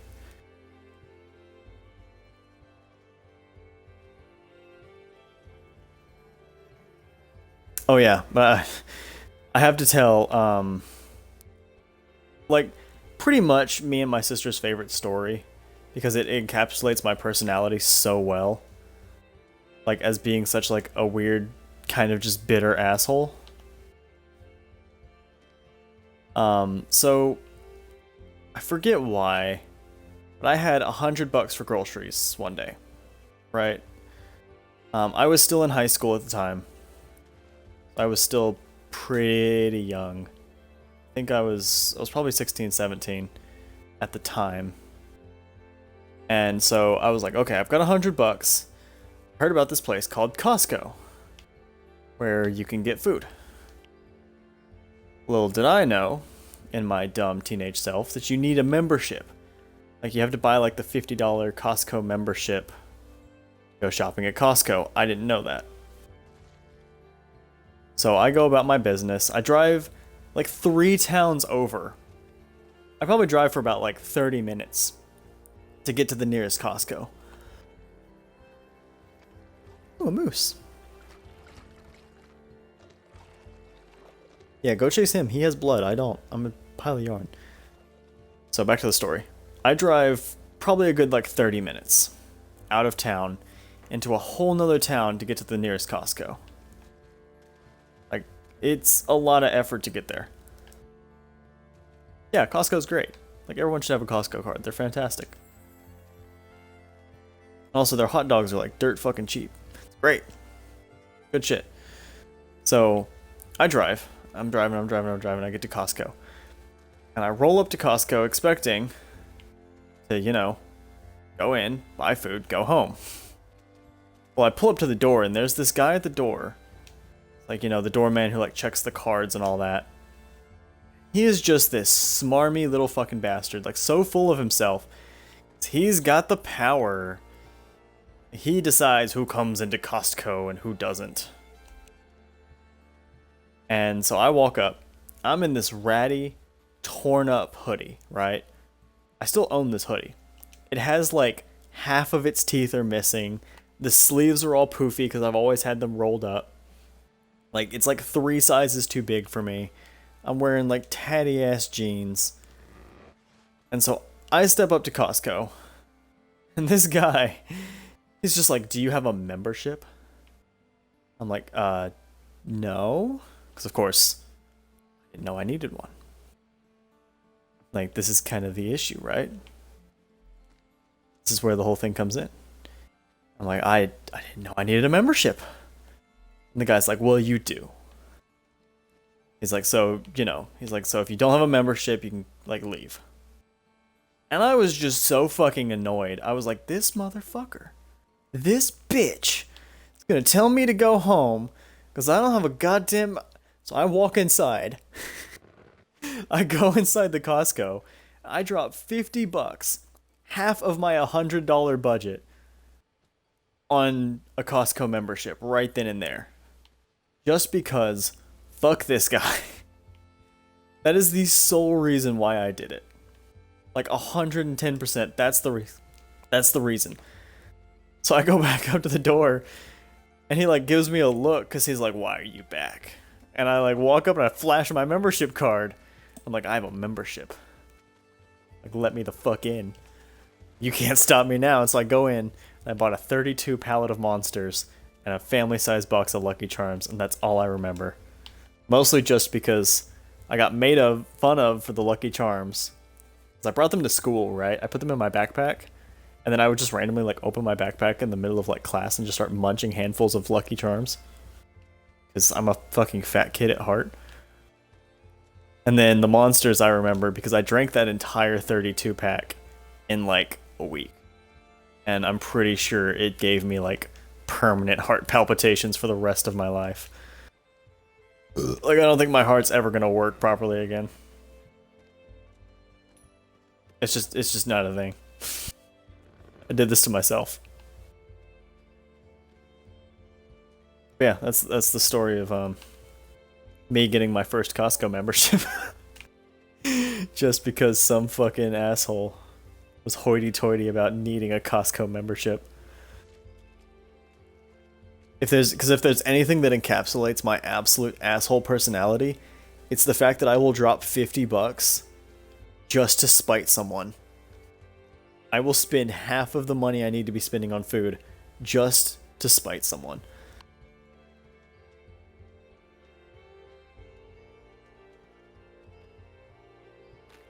My sister always tells that story. She fucking loves that story.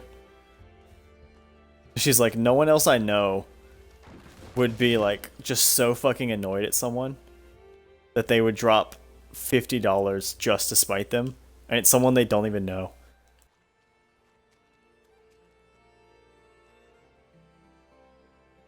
And so that is still one of my favorite stories. I absolutely love that story.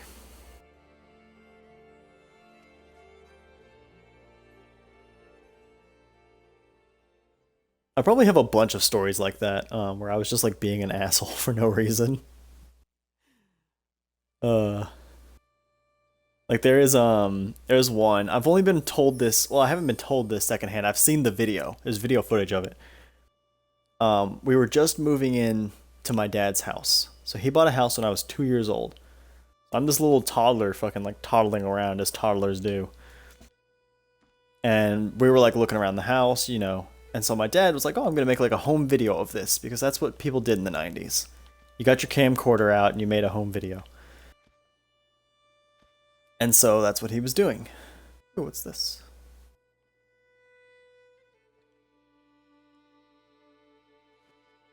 Oh, so I gotta go up.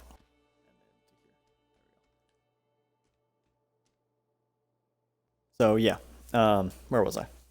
Oh yeah, so my dad's making a home video, right? So he's got his camcorder out, he's recording all the kids running about the house, you know. The house is still like half built, it's still under construction. Or like, I think parts of it weren't finished yet. I don't think it was like fully under construction, but like the backyard was still a mess and shit. And he had this thing he liked to do. He would always run up to me and he'd ask me, what car does daddy drive? Because I could always tell him. It was a BMW. It was one of my favorite cars of all time, despite the car probably not being that good. It's a BMW Z4 Roadster.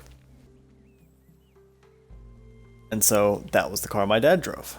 He would always ask me as a kid, he'd be like, "What car does daddy drive?" And I would shout it. I'd be like, "BMW." This little toddler, just BMW. And in this video, which he still has, I'm like, you know, puttering around like little fucking kids do. And he's like, "Oh, like, what car does daddy drive?" I look him dead in the fucking eyes. And just go, "Humvee," and walk off. And that's when I knew that I was going to be an asshole for the rest of my life. What am I missing here? What's going on? Like, I still love that video. Because my dad is like so distraught and like so confused for a second. Because he was like, "Oh, I can get it on videotape. Like, oh, my son, like he'll say the words and he'll say like, oh, like, yeah, this is the car my dad drives." But this one fucking time, I had to be a little shit. Old enough to understand that if I said Humvee, I was being a little dick. So apparently I have always been just a little fucking asshole. Am I supposed to like throw myself all the way from this swing point over there? Is that what's going on? Hit. Nope. All the way down. All the way down. Much as I can get. And nope. So wait, what am I supposed to do here? Hold on. Let me backtrack a bit. Let me see what's out there.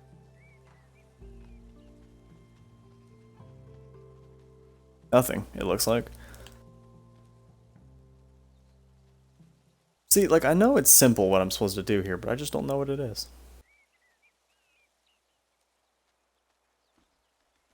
I'm also trying to think. I'm like, are there...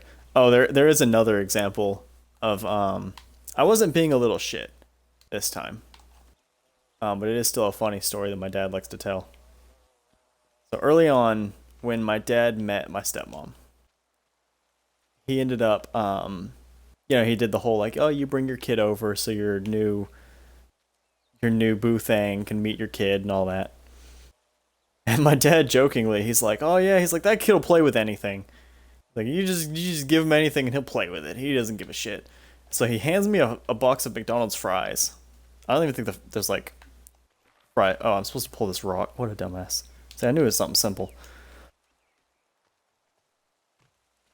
But yeah, so my dad hands me a fry box. There's no fries in it. It's just like a fry box as like a joke. He was like, "Oh, haha! Like I'm gonna give him the box of like the fry box, and it'll be funny." But I actually started playing with it, and he felt kind of bad because he was like, "No, I look like a shitty dad who just like hands boxes of fries to my son as entertainment." But I was, of course, having the time of my life. I thought it was the funniest fucking thing. And still to this day, I think it's the funniest fucking thing. Because at no point in my life have I ever gone out of my way to make my dad's life any easier. That's just how it is. And the image of, like, little 2-year-old me getting a fry box and being entertained by it is completely accurate. Like, that is 100% something I would do. Like, I found everything and anything entertaining. It did not matter. It's part of my love of video games now. It's like, video games are designed for that. Designed for me to sit down and, like, be entertained by this. As opposed to fucking fry boxes, which are not, it's not its intended purpose.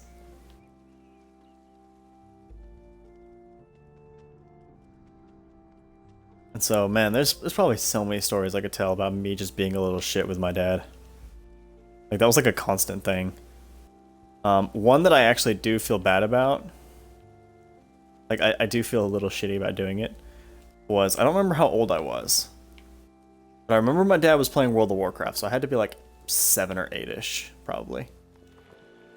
Oop. Oh, shit. Oh, fast as fuck, boys. Yeah, so I was a little kid, 7 or 8 probably, and my dad is raiding on World of Warcraft, which anyone who knows World of Warcraft knows that that is not a simple process. This was back in the old school days, right? This is vanilla WoW. This was back when you had to find like 20 to 40 people in game, like without any use of any LFG features or anything. Like, you had nothing but your wit and like your knowledge of like friends groups,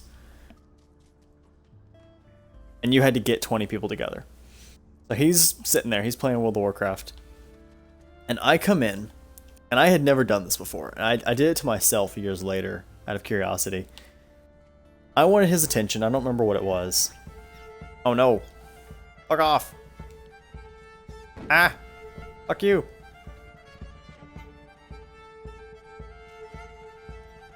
What's this?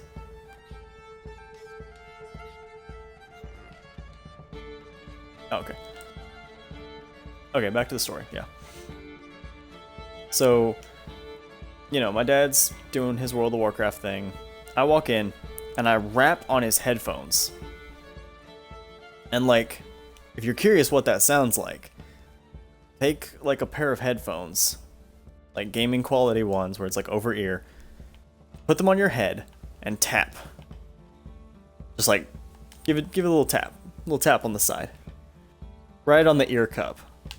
And you'll notice it sounds really fucking loud and really annoying. It's like the worst. And yeah, that's what I did to my dad. I snuck up on him while he was playing World of Warcraft and just fucking probably deafened him in the middle of a raid. I don't think I've ever seen him that pissed off at me. The only other time I've seen him that pissed off is when I wouldn't go to church. Those are the only 2 times that he's ever truly been pissed off at me. And I respect that. Maybe not the church one, but the one for World of Warcraft, yeah, no. I would have punched myself in the face.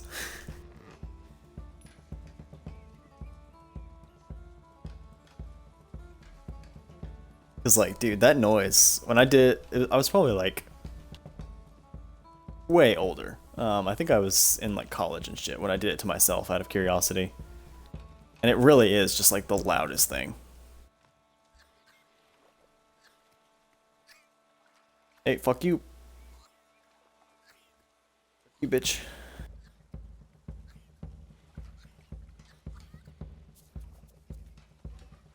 I need this. Yoink. No, go away. I need this, mine.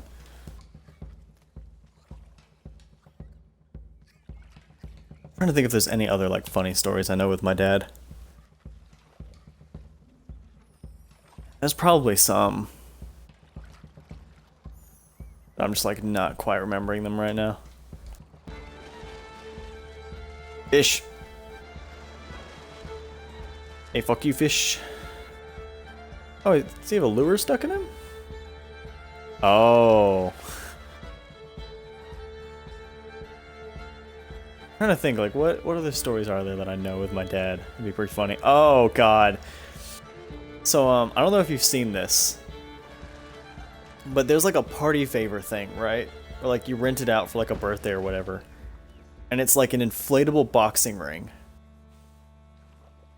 So, it's like a bounce house, but it's, like, a boxing ring shape. And they give you these oversized boxing gloves. They're, like, the size of a small child to, like, hit each other with. And I don't remember why it was there. I just remember it was. We were at like a block party for his neighborhood or something. I don't really remember the specifics. But yeah. And me and him went up against each other. And it got to the point where he was like, I've got to back out. He was like, because you're not going to stop getting up. He was like, you're going to make me like knock you out, literally. And I was like, yeah, I am. Like 100%. That is without a doubt what I'm about to do. That's just how I am. Yeah, I still remember that. It was so funny to me.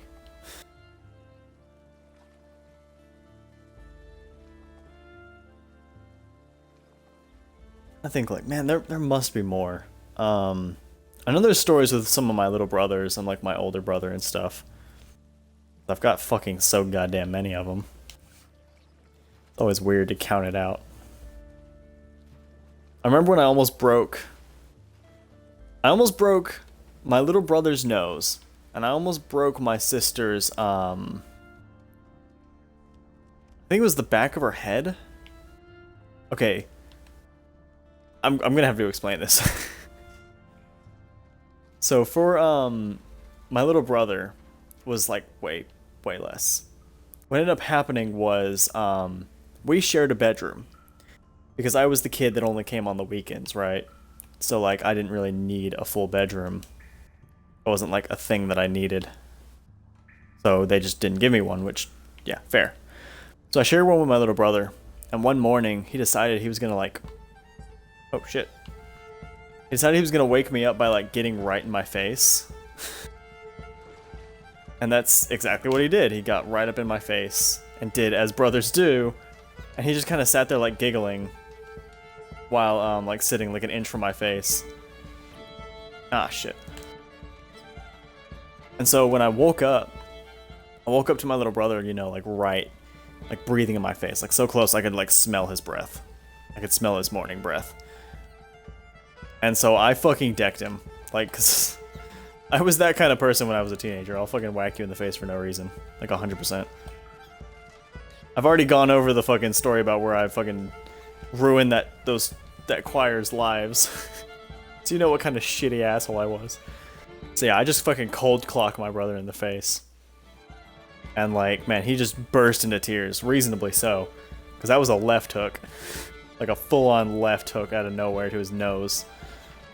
That's gonna kill me. Oh, no. So you gotta like avoid the water because it slows you down. What the? Ah, damn it, I gotta like slightly slide down that one. But yeah, so that's like the extent of the story. Like he went and told my dad. His nose wasn't broken, he was fine, it just hurt a lot. Because, you know, getting punched in the face hurts. And a shocking turn of events. Who would have guessed it? Like, not me. I never would have guessed that that's painful. I thought being punched in the face was a pleasant experience. Otherwise, why would I do it so much? Damn! Like, the margin for error on this is minuscule. But, yeah, for my sister, we were both little. I was probably maybe like 4 years old or some shit. And she was in the kitchen on a step stool for some reason. I mean, we might have been older than that. I don't really remember. I've only been told this story secondhand. So, like, take it all with a kind of a grain of salt type deal. But yeah, what ended up happening was she was like up on a step stool. And I just like grab her by her back and just pull her off of it for no fucking reason. Like, apparently the reasoning behind that was never explained or thought out. And so yeah, I just like pulled her down. Of course, it's like tile floor in the kitchen, so she cracks her head on the ground. But I don't think she actually like took serious like damage from it. Like I don't think it seriously wounded her or anything.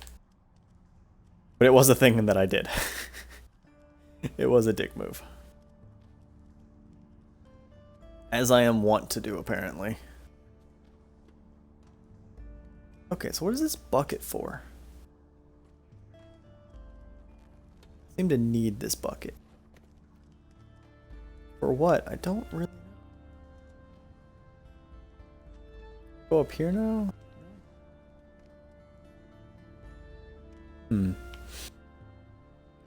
What else?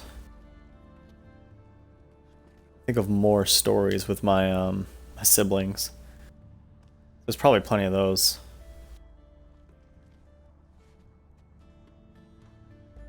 Oh, there's my older sister's, like, one of her favorites that she always tells, on top of the Costco story. Where they were little. They were, like, super small. And I was even younger. I was probably, like, barely above infant. And they kind of thought of me as, like, a doll. So, they ended up one day, they had, like, a little stroller for, like, their dolls.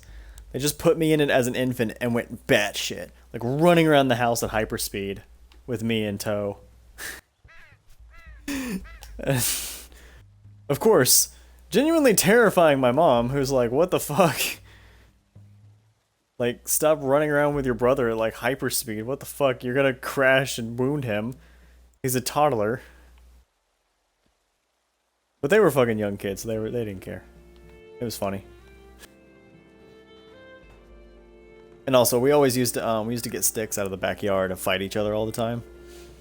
We would just beat each other up with sticks. That's what siblings do. It's just how siblings are. Does that? Does that do anything? Seemed like it.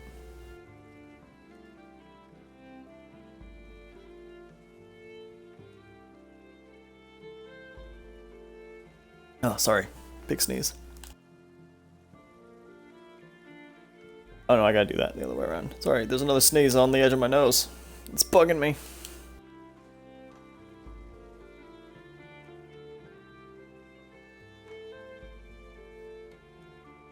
Oh man, here's a kind of weird, kind of funny, like half story for you.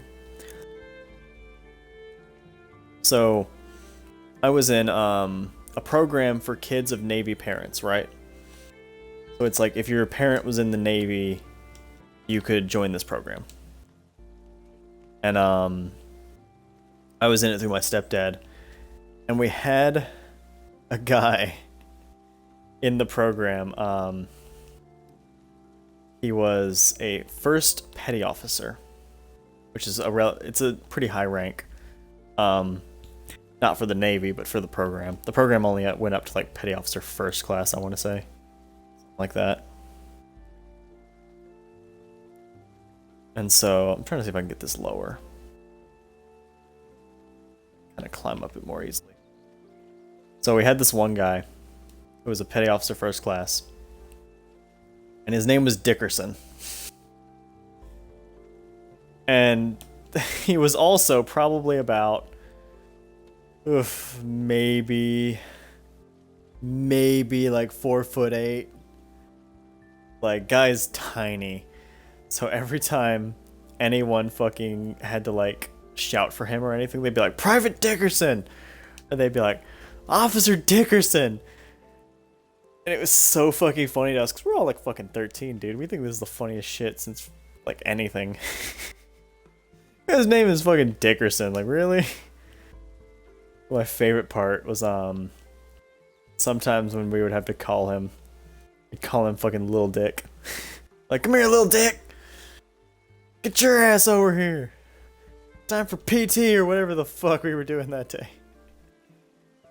And like, I genuinely, I still love it to this day. It was so funny watching this guy. And of course he fucking hated it. Because, I mean, think of it. Like, it's a dude being made fun of for his height. No dude likes that. No dude's like super into that unless they're some weird kink shit.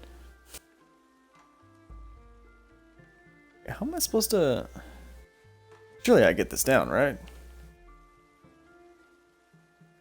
Can I like... tie it down here and like pull it in?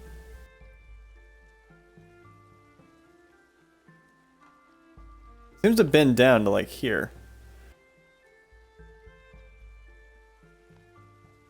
Wait, hold up, let me reset. But yeah, I have a bunch. I have a bunch of weird stories from that program. We did a lot of weird shit. Oh yeah, okay. I wasn't supposed to roll it over the hill. I see what I'm supposed to do now.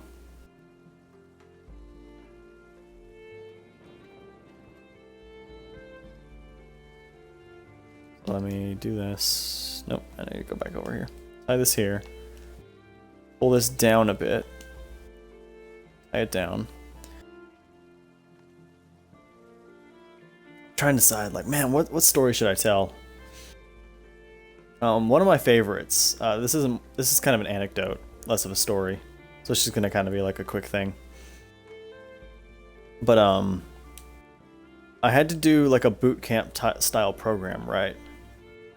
So we all went, and we went to Virginia. Forget what the name of the fort was, but we went to a fort in Virginia, which is like one of the more major naval bases for the Navy, to do this week-long training program as a boot camp. And while there, I had a lot of wild shit happen. But one of my favorites is that almost everyone who was there fucking loved us. Because it was me and two other guys who were from Texas. And everyone was like, oh my god, you guys are from Texas? And we were like, yeah. And they're like, oh fuck yeah, Texas, woo! Cowboy heads, bang bang, shooty guns. And it's like, okay. Glad you like it. Like because we're just like some random dudes. Like we're not running around in cowboy hats and shit. Like we're all the same. We all wear the same uniform and stuff. But yeah, everyone fucking loved it. And like when we got to the end, a bunch of people wanted to like take pictures with us and shit because they were like, oh, I want pictures like with the Texans. And it was one of the first moments where I really realized like just how much people love Texans. Like people think it's like the coolest thing to be from Texas. And as someone from Texas, like you don't understand it. Because you're like, yeah, I fucking grew up here. Like, what does it matter? Like, okay, yeah, it's Texas. We do Texas things, I guess? I don't know. Oh, that's bad.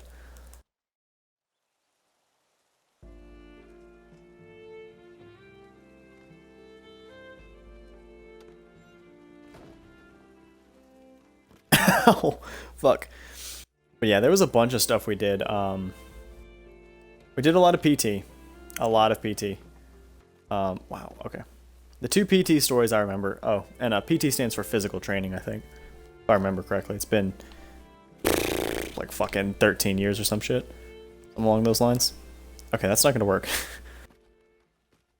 But the two big ones I remember was we did something wrong. I don't remember what it was. But it doesn't matter when you're in fucking basic or training or whatever. And that's how they were treating us. Like, it wasn't a real basic training. That's how they were treating us. So, you know, we did something wrong. We fucked up. I couldn't tell you what we fucked up. But we had to get into push-up position. And we had to just stay there. Like, they put us in push-up position and then just stood there. So, you know, we're, you know, hands shoulder feet apart, legs spread, or legs, like, you know, like you're gonna do a push-up. We didn't go down, though. We just kind of held ourselves up. And they made sure they would come by and they would occasionally, like, kick the inside of our elbow to make sure they were bending, so we weren't locking our elbows. And we probably sat there for like an hour and a half. It was brutal. And it ended up being me and the other two guys from Texas were the last remaining. Everyone else had fallen over because, like, over the course of, an hour or something of just holding your own body weight up, you do just collapse eventually, no matter how strong you are.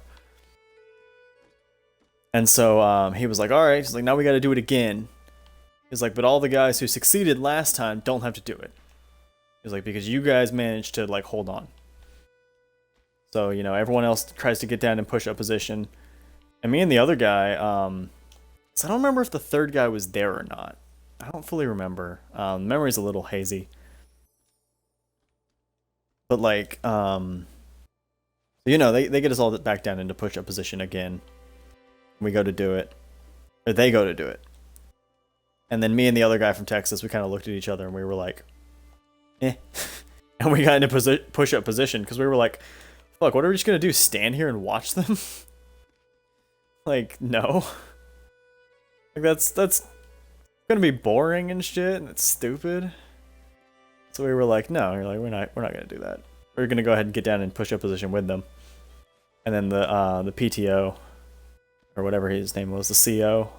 God, I forget. It's been so long. I forget all, like, the titles and shit. There's so many of them. There's so many. But yeah, he ended up being like, he was like, well, since these guys joined, he was like, we'll go ahead and, like, let you guys off.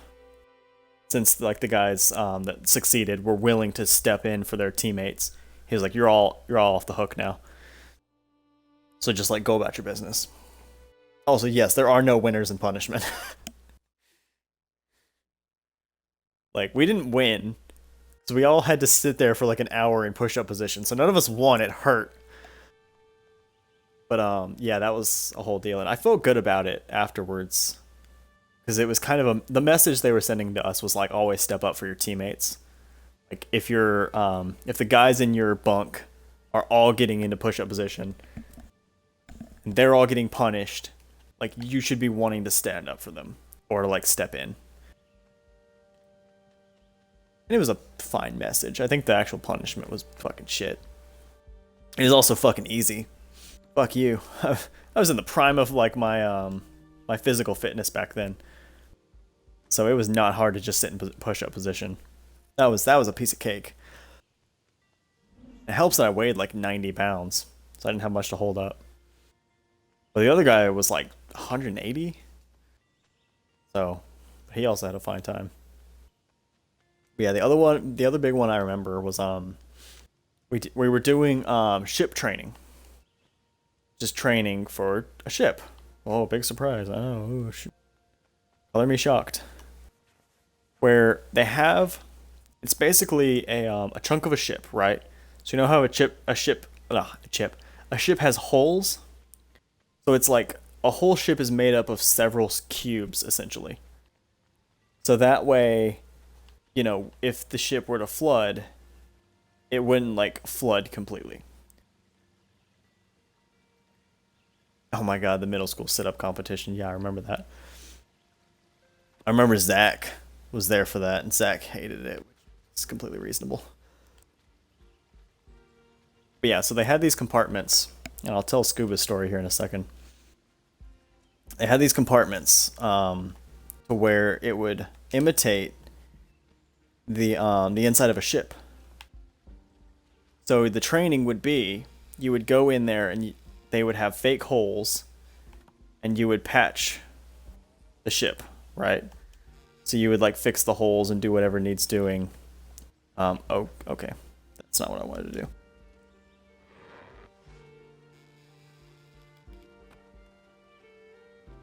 Oh, I need to tie it here. That's... Well, do I need to keep this up? I'm assuming I do. Oh, shit. Ooh, I caught it. We're good. We're good. But, yeah, so they have these chips that were in, like, a pool. It's basically like a cube that imitated the, a compartment of a ship. And they would punch holes in the side of it. And then you would go and you would patch the holes with the wooden plugs. And you would do that whole bit. And then they could fill and empty the compartment as they needed. So if they were like, oh, we need to train you for underwater ship repairs. Because that's the thing when you're in the water. Okay, that didn't quite work.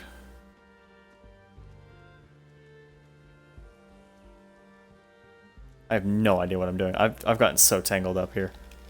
Let me undo this one. Okay. Pull it down. I need to like focus for 2 seconds so I don't fuck this up. There we go. But yeah, so they could, you know, fill and empty this compartment as need be. And they filled it up to about our knees. Give or take. While we were doing the ship patching up. And then they had us do PT in the water. And if you've ever tried to run through the water, you know how rough that is. Like, moving through water feels terrible. It's so rough. And we had to do like push-ups and sit-ups and stuff and jumping jacks in the water. Which was simultaneously kind of cool and also hell on earth. Because like, imagine you're doing a push-up, right? So you're in push-up position and there's water up to a little bit above your elbows, so about your bicep. And then you would go down and you would completely submerge yourself in water, and then you go back up to get a breath. Like, that sucks. It sucks a lot. Come on, back down, buddy. Back down here. Come on.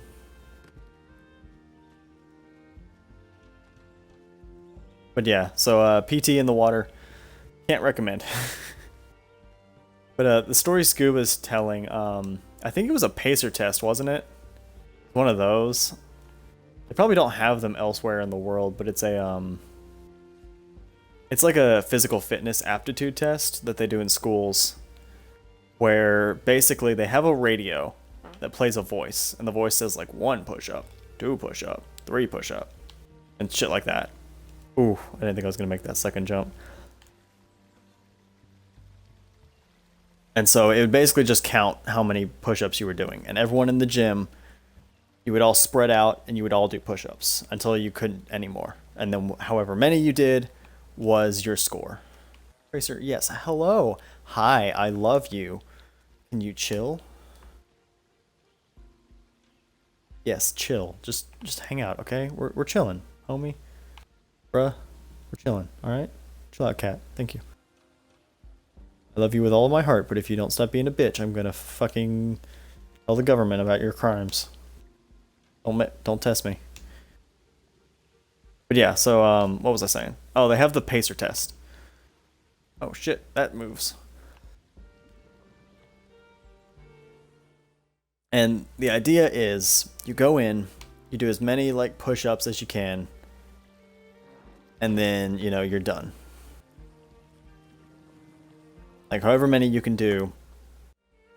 And of course, most of the class, you would get to, like, 5 push-ups, and then about, I'd say about 10%, give or take, would be done. Fucking shit.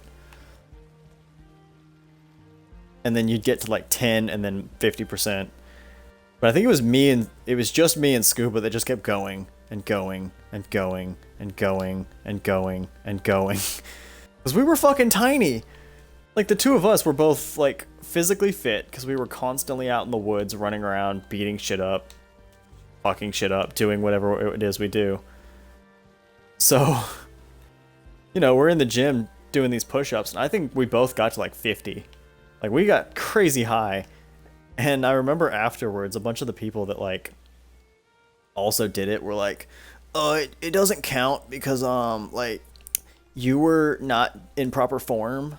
Like, your butt was sticking up a little too much. And, like, that's not a proper push-up. Like, that's not how a push-up works. That is still so funny, though. Yeah, that was a similar time where I was just, like, extremely physically fit.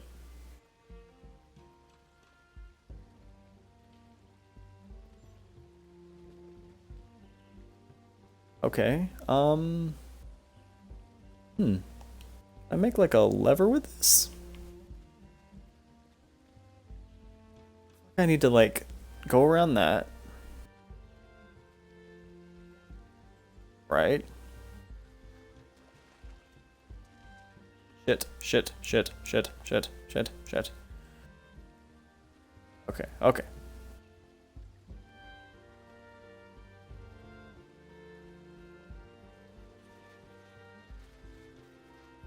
Fuck. Fucking, I'm gonna let myself drown. I need to reset. But no, basically, if there was any fucking, like, physical fitness test, it was just fucking me and Scuba crushing it and everyone else being jealous.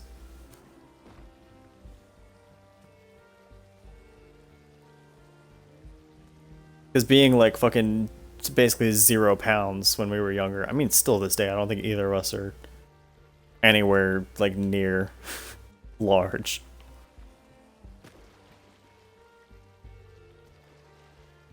Oh, shit. Ah, fuck. Oh, we're not dead. I'm not dead. I'm trying to think of what else. Oh, there was, back on the Sea Cadet bit, doing that whole thing, yeah, there was water training, which I hate. Still hate. Speaking of water in this situation. Because essentially the way it worked, right, was they had a pool filled with water that was like, oh, how much water was it, I wonder? I think it was like 20 feet deep or something like that, 10 maybe? And then you would do exercises in the pool, whether it be like dead floats, where for dead floats you just dead float, right? It's for like if your ship like goes under, you need to just like float in the water. But I don't remember which exercise it was we were doing. It might have been the high dives, which is exactly how it sounds. Like, in practice, it is literally just that. Like, you go up onto a diving board that's like 20 feet high, and then you dive. And then you hope to God you don't die. It's practicing, like, ship evacuations and shit. I think it was during that I got water either in my mouth or up my nose. And there's seawater in these pools. It's to imitate, like, you know, seawater. Big surprise. So when you get that up your mouth, or up your nose or in your mouth, you know how that feels if you've been to the ocean and accidentally swallowed seawater. It's bad. And I ended up like super sick all night because I had swallowed copious amounts of seawater. I don't think I ever got like treatment for it.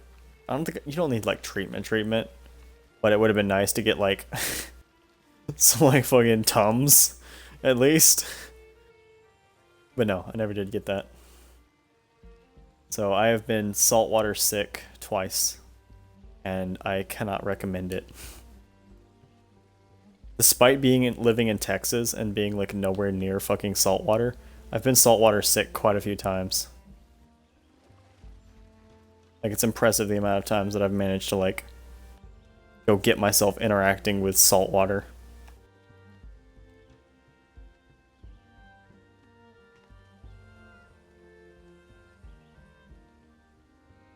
I'm sure I'm like forgetting stories that I want to tell. There's gotta be. I worked for a church for a while. It was a Church of Christ. So if you know anything about Church of Christ, you know immediately that this isn't a good story. And I worked for them as a sound engineer. I worked their soundboard, making sure everyone could hear and all that jazz. And it sucked. It sucked so bad. A large part of the reason why it sucked, because no one really believed me when I said things. Because I was probably 16, 17 at the time.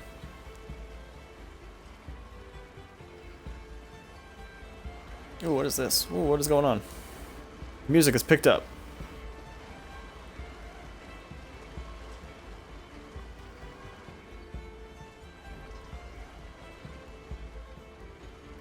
Ooh, thingy. Can I ride this? But yeah, sorry, back to the story. The action got a little intense. But so I worked for these guys, helping make sure their sound worked, doing all that. And they never believed me because I was 16, super young, super, you know. And it sucked because a bunch of shit happened where it was like, if you had consulted me or asked me, I could have told you that that was a bad idea. It was like, this guy came in and was like, hey, I'll balance your soundboard. And they were like, oh, okay, cool. So they give him like, you know, a ungodly amount of money for that. And he comes in and just fucks everything up. Because I come in like the next Sunday. Because I basically, you know, I just came in whenever my parents did. And I was, you know, I come in and I'm like, dude, this guy just like ruined everything. Like, it was set up a specific way for specific reasons, and that guy did not take that into account. Like, he really just went in and was like, oh, now it's all even, and that looks good, doesn't it? Yeah, and you love it. And they were like, oh man, it does look even, how cool. And it's like, okay, but it wasn't even for a reason. Because two sounds don't sound the same. Like, if two people speak into a microphone, you're gonna get two different volume levels because nobody speaks the same. Like, that's why it was like that. Like, there was 100% a reason behind everything I did. You guys just didn't really believe me or trust me. And so I specifically remember that story, partially because it was kind of funny to see them get ripped off. To see them just, like, fuck up like that. How do I get this wheel up here? Do I guess I gotta tie it here. There. But the other reason I remember is because the Sunday after, when we went in, you know, to go to church, I walked up to the soundboard, ready to, like, you know, do my thing. And this older guy, he wasn't too old. He's like 40s, 50s maybe. He's not like crazy old, but he's older than me, which means he's old. He comes up to me, and he's like, hey. He's like, don't touch the soundboard. Why not? And he was like, well, because this guy came in and balanced it for us. Of course, I'm kind of confused. I'm like, what? Like, balanced it for you? What do you mean? What do you mean some guy balanced this for you? Like, what did he do? He was like, well, he's like, you know, he made everything nice and balanced, so it's all even. Oh, that was cool. And I was like, okay. I was like, but I think that's more for you than it is for me. I was like, because, you know, I know what I'm doing. Which was kind of super rude. Which my mom made known because she punched me in the shoulder. It wasn't like a real sock, but like, she gave me like a rap on the shoulder to kind of be like, hey, rude.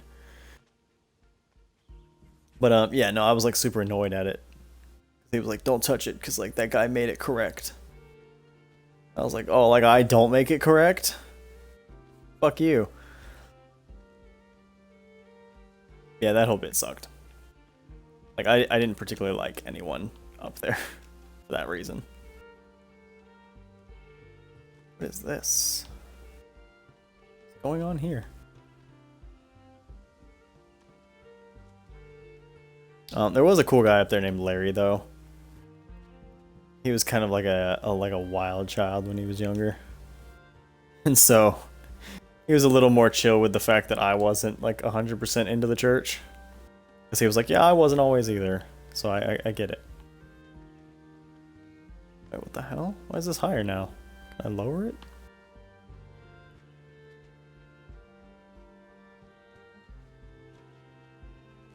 Pulling here do?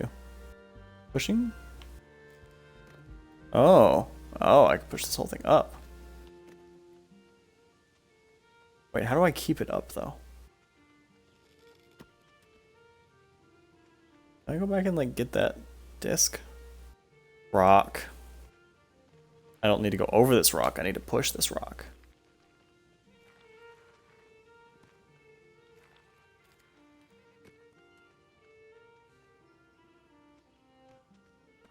There's also probably like plenty of other church stories that I could tell. Trying to think of some others. I was hit by a Bible. That has happened.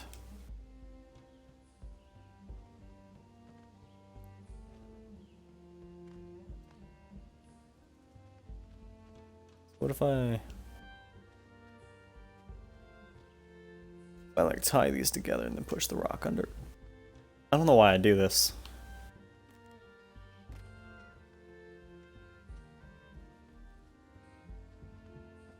If I undo this, oh, and then I can like pull myself up. Okay.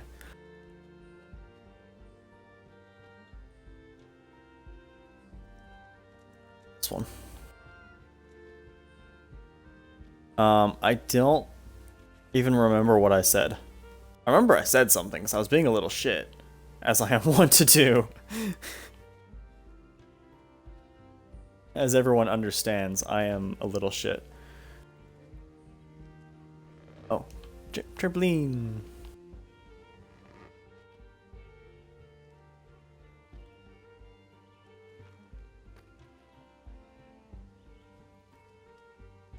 But I was on a mission trip. We had gone down to like the border of Mexico to like help build houses for like impoverished families or something. Specifics are a bit lost on me, I'll be honest. I'm not. Oh, there we go. Now I can climb. But yeah, and while we were on this mission trip, I said something to this girl. It wasn't like something fucked up like to her. I think it was something anti-religion. I said like God sucks or some shit. Some dumb, edgy atheist teenager shit like that. But I specifically remember she absolutely fucking rapped me across the face with the Bible. That was also not the first time that I've been hit by a Bible. I've been hit by a Bible a couple times. Being whacked by Bibles is a recurring theme. It's that fucking Dr. Doofenshmirtz meme where he's like, if I had a nickel for every time that happened, I'd have 2 nickels. Which isn't a lot, but it's weird that it happened twice.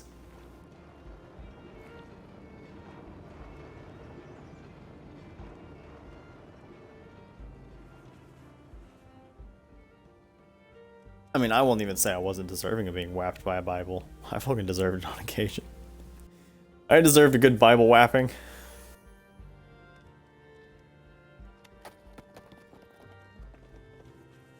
What other fucking crazy stories are there? A lot of theater stories. I have a lot of those. Like, I could probably do a whole series on, like, just the stories from my time in theater. I mean, theater kids are fucking wild, dude. Like, fucking everybody knows that. Everybody understands that theater kids are wild. But I specifically did theater tech. So it was like simultaneously both less and more wild at the same time. Ow. Because you take like all of the energy of a theater kid and you turn it into someone who has like knowledge of electronics, and it does not end up well. Like, I don't know, I think tech kids are better, but that's, of course, biased because I was one of them. Huh, what am I missing here? Oh.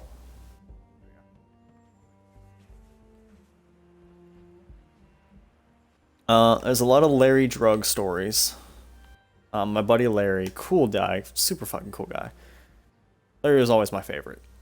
Well, my favorite out of the theater department. We worked really well together because he was super chill, didn't want to take a leadership role, and he didn't push leadership on me. We were kind of equal in like everything we did. Meanwhile, everyone else was like, "Oh, you know everything. Just tell me what to do." And I'm like, "No, don't. I don't want to just tell you what to do. I want you to learn, so I don't have to tell you what to do." And Larry was always very chill about that. Oh, damn, fuck. But I specifically remember one day where I come in and we're moving stage risers. Or like mobile stage platforms, I think they called them. The name changes depending on who you ask. That's most theater things, though. But yeah, we were moving these things, and these are fucking heavy ass things. Huge, thick plywood platforms surrounded in metal with giant metal feet. 'Cause they're supposed to support like drums and all kinds of like heavy shit. And so we had these, and we had to move them. So we go to move them, and as we get over to the closet where they're stored, Larry looks at me and goes, "Hey man, I don't know if I'm gonna be good for this." I'm like, well, "Fucking what?" I'm like, "What are you talking about, dude?" I'm like, "You're fine." He's like, "Well, I just took a shitload of muscle relaxers." And I'm over here just like, "Fucking what?" Like, why? Like, you knew we had, like, we were about to do this. But he was just like, "Yeah, man, I don't know." And then we went and did it, and he was fine. Like, guy just really wanted to take a shitload of muscle relaxers, and as long as he got the job done, I don't really fucking care. Like, doesn't bug me. Hi, Tracer. Do you want to chill? You want to find your chill? Discover it? Uncover it? Recover it? Any of those? Ooh, ooh, ooh. Look at that skill. Look at that. Look at that, Tracer. What do you think, huh? Fat ass.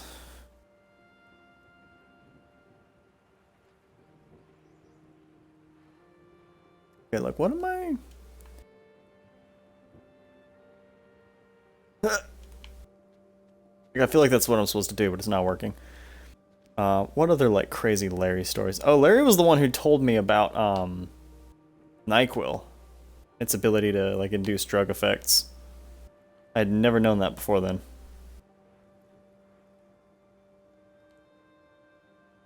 He told me a lot about drugs, actually, now that I think about it. Like, what? What am I missing here?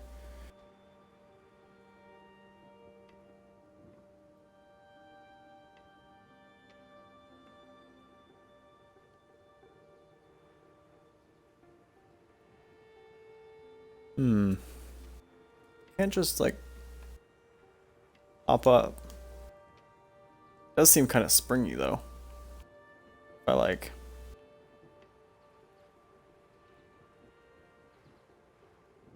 Then tilt it back this way. Tilt it back that way. And tilt it this way. Tilt it back that way. And tilt it back this way. And then speed run. Ah, fuck yeah. But, fuck. Where was I at? I don't remember. Lots of good memories with Larry. lots of good memories with Larry. Larry was such a chill dude. I mean, lots of good memories with theater in general. Like, I really did vibe with the energy of, like, the technical side of theater. It's always been kind of a thing for me. Good times. Oh, there was the day I quit. So I was intending to quit technical theater for a while. Because I was, like, having, like, personal issues and shit. I was like, I can't be doing theater at the same time. So yeah, I ended up going to quit. While in the process, my teacher, because it was a part of the high school, was like the tech theater shit. My teacher actually came up to me and was like, "Hey," she's like, "Well, you know, like what's going on?" She's like, "Why do you want to quit?" Like, I heard you want to quit, and like, what's up with that? And it was so funny because at the time, when she came up to approach me, I have a pile of cable at my feet. I have been wrapping a 150-foot cable by myself. Which, by the way, these things weigh, give or take, about a pound per every 2 or 3 feet of cable. These things are really fucking heavy and really fucking hard to, like, wrap. And I've been working on this thing for a while. I've gotten it all wrapped up. And she approaches me and she's like, "Hey, like, why do you want to quit?" And I kind of look at her and I point at, like, my huge pile of cable. And then I point over and there's 3 of, like, the color guard, which is, like, the dance crew, right? Like, the pep rally with the flags and shit. They were specifically part of the dance crew, right? Because we had a dance crew at our high school. I don't know. I didn't pay any attention. I didn't give a shit. They were some football shit. Don't fucking care. I'm here for tech. But they had joined Tech Theater, thinking it was going to be easy or whatever. I don't really remember. And at these 4 girls' feet, it was 3 or 4. I don't remember the exact number. But I know it was several of them. At their feet is like 5 or 6 cables. Like little fucking 5-footers. Little baby cables. Tiny little things. And they are just not wrapped. They're supposed to have been wrapping them, but they have just not been doing it at all. And I just pointed over there and pointed at their feet and was like, this is why. I was like, I'm fucking like carrying this fucking shit on my back. I was like, and I'm done with it.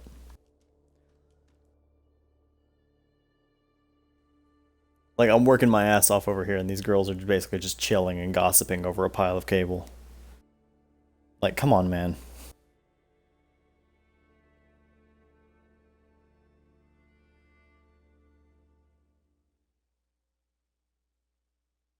So yeah, that was a large part of the reason why I quit. There was a lot of people that came into Tech Theater that were not really there for Tech Theater. It was kind of sad, you know? Like, we had a really good theater department, but a lot of the people that were in tech were also in like the main theater. And they weren't really great at the whole tech aspect. So like, I would go ask them to find me a 10-foot twist lock. And they would ask me what a twist lock is. And I'm like, dude, that's like essential knowledge. Like, they're looking at the bare minimum.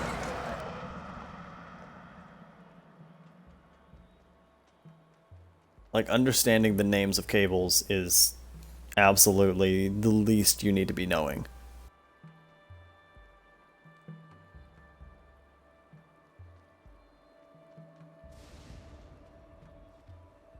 But nope, didn't really have to learn them.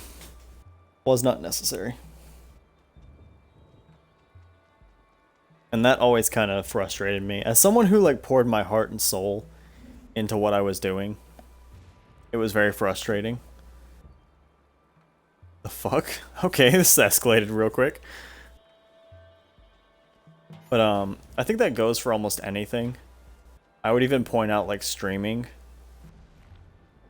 Like, I see a lot of people very frustrated with like titty streamers. Where it's like girls who can like just pull their titties out and kind of just get what they want. Like, yeah, I understand why people hate that. It's like you can be pouring your heart and soul into trying being a better streamer, like improving your skills, trying to like grind up in certain excuse me. Coffee's coming up.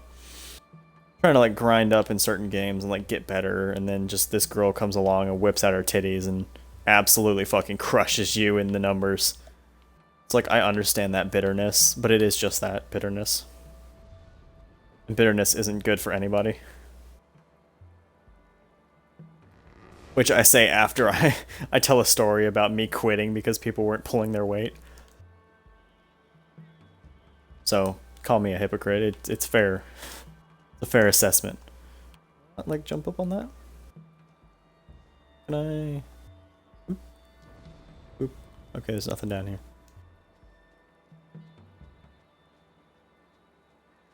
And so, also, like, I will specify before someone goes and clips me talking shit about what I called titty streamers. That's not just like female streamers. Like, I know there's a lot of like hate for female streamers, which is dumb. It's stupid. It's absolutely fucking ridiculous. It's a bunch of fucking like bitter men who are just not happy because people like women more than them. And that's really not those women's fault. My issue is, like, my personal issue is when people will pull out like their tits on stream. It's very obvious. Like when you go to fix your webcam and you just happen to be leaning your boobs right in front of the camera, and you know your audience is primarily men, prepubescent teenagers. Like, it's doing it intentionally. That kind of gets me, because it's like, I don't mind like sexuality and shit. It's like, but there's a time and a place for it. So like, if you want to go show off your body, there's websites for that. This isn't it. Like, Twitch is not the website for that, really.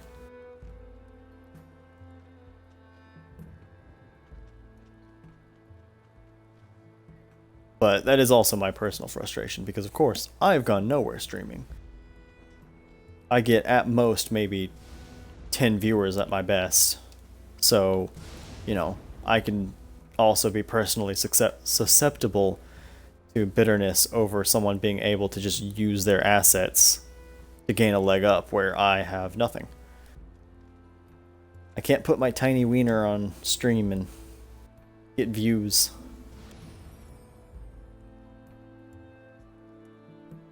Wow, this is really dark. What the fuck?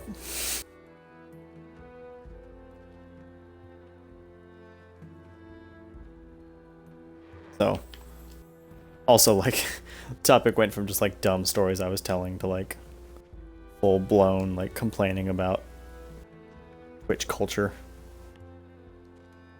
I do think it's exactly that. It is, like, Twitch culture. And it doesn't help that, like, Twitch will push, like, streamers who get engagement in the algorithm. So if you show off your titties enough, you'll begin to, you know, be pushed up in the algorithm. You'll get preferential treatment. Oh shit. Oh shit. Huh. Oh, damn it.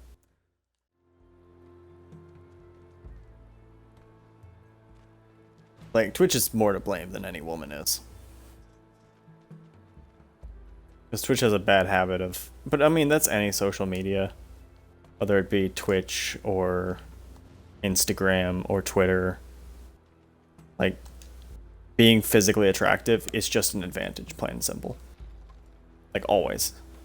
It doesn't matter. Like, would you follow someone on Twitter who is unattractive? Like, maybe. You might do it for, like, what? Their political commentary or... like, other stuff like that. But at the same time, like, 9 times out of 10, you're not just gonna follow someone like that.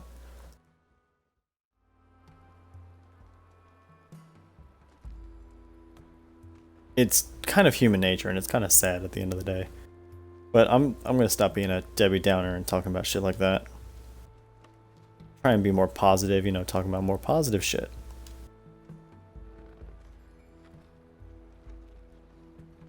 Talking about, like, how good indie games are and how underrepresented they are.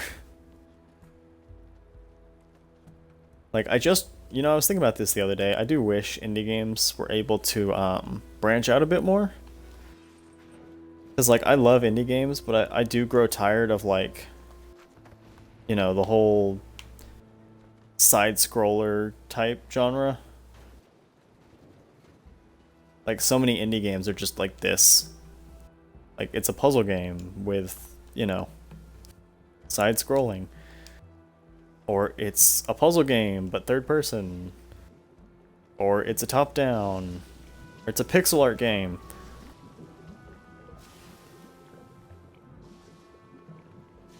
Like, just personal frustrations with indie games. Now, don't get me wrong, I fucking love indie games. It's some of my favorite games of all time. But, at the same time, I would like a little bit more variety.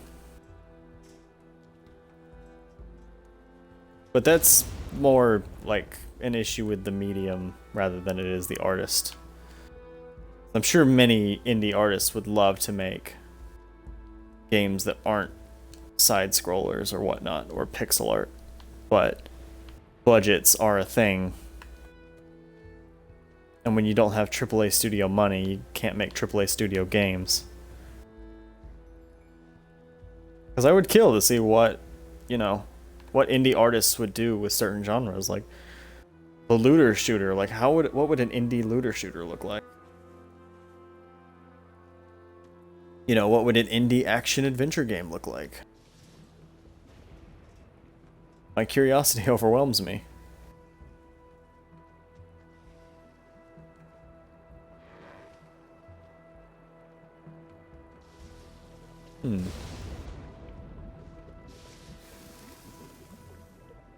Oh, wow.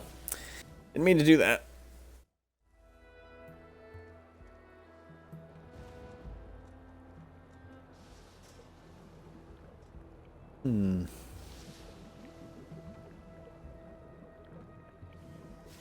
Okay. Well, I can't step on that shit at all.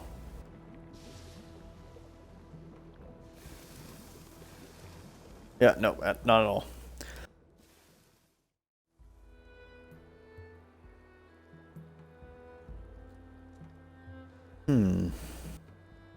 Wait, can I like down here and swing up onto this thing? Yeah, I can. I don't know what I can do up here though. I can't like go over, so I don't think there's much I can do there. There's nothing on it to grapple. The thing here. Oh, I see. Yeah, there's a bottle in here that I wasn't noticing. Fuck. Like, what else do I want to ramble about? Fuck it. Here, who gives a shit? This is my stream. You're all here to listen to me ramble. Y'all get the bullshit. Oh, Outriders. Outriders is fun to probably ramble about. Outriders is an incredibly good game that I do not want to play. I've gotten to this weird point with Outriders that I don't really remember getting to with many other games. Where, like, I'm playing it, but, like, I've kind of stopped having fun playing it. Because it's like, oh, you need to grind up, like, stuff. And I'm like, why? The game's like, well, because you gotta. And, like, so I'm at the point where I'm like, oh, the gameplay's fun. I really like being a Devastator, and that's cool. And, you know, going about my business is good times, good times. But, like, being a Devastator, I'm so weak. Oh, really? Really? Really? Fuck you. And, like, the game's not really getting updated. I'm at the end game, but I can't find any fucking legendaries because they're so stingy. Like, I feel like my damage is garbage, but I really have no idea how to improve it. So, I'm at a point with the game where I feel like I'm stuck. Like I'm at a dead end. Hence why, well, cool. That's cool. Hence why I'm actually streaming this. I was planning on streaming Outriders at some point. Before I started my series. I'm gonna stream either Resident Evil or Yakuza, I think, at this point. Christ. But I haven't decided which one yet. I was thinking Resident Evil, because Resident Evil 8 is going to come out soon. But when Resident Evil 8 comes out, like, I won't even be like halfway through the series, so I didn't feel like there was a huge point in that. Yakuza's another one. But in the meantime, I was like, oh, what should I go do? Like, what should I, you know, what should I stream? 'Cause I want to stream something. I want to get back into it. I feel bad every time I don't stream. And I couldn't decide, but I was like, oh, I could do Outriders. You know, I've been having a good time with it. But I got myself into the position where I didn't know what to do. Oh, shit. Let me out of here. You voting for Resident Evil? I am tempted, but Resident Evil's gonna be fucking hard, dude. Resident Evil's gonna be hard. Because I gotta play the first Resident Evil, and that game is unrelenting.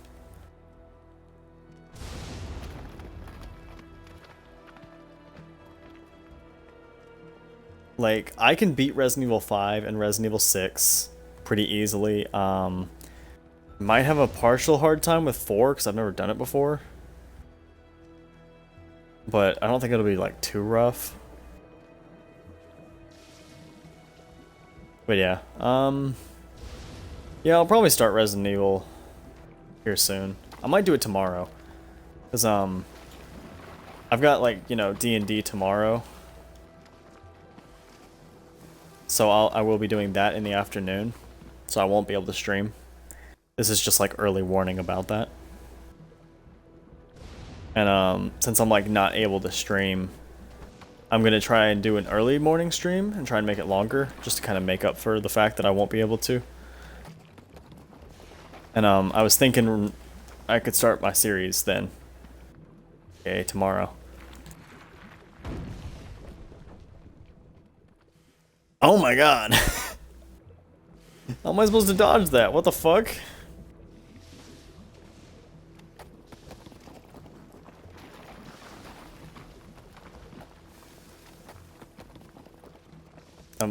Okay.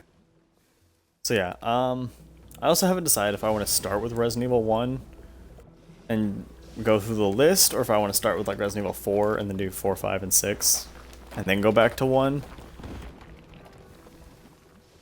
Because the only one that I know I'm going to have an issue with is 1. That's the only one that I'm guaranteed to have an issue with. Because just the way it is, and the way the gameplay is.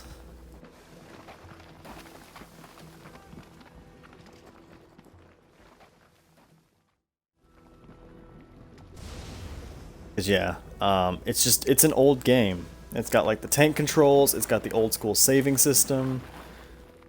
It's gonna be a hard one.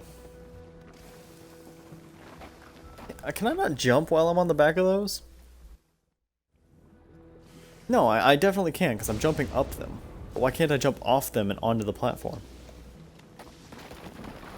Okay, I'll try and start with 1. 1 is the only one that I can't guarantee I'll finish. Just because, like, I don't really know how well I'm gonna do. There's also, like, a lot of puzzles and shit that I don't understand in 1. But I'll try it. I'll give it a try. I'll try and do my best. But the one that's gonna be the easiest is 5. If I stream 5, oh, that's a piece of cake, dude. I have beaten 5 on every single difficulty that exists. What does that do?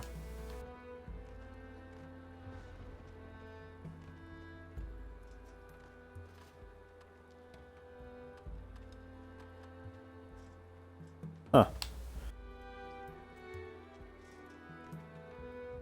So yeah, look forward to a maybe stream tomorrow of Resident Evil 1.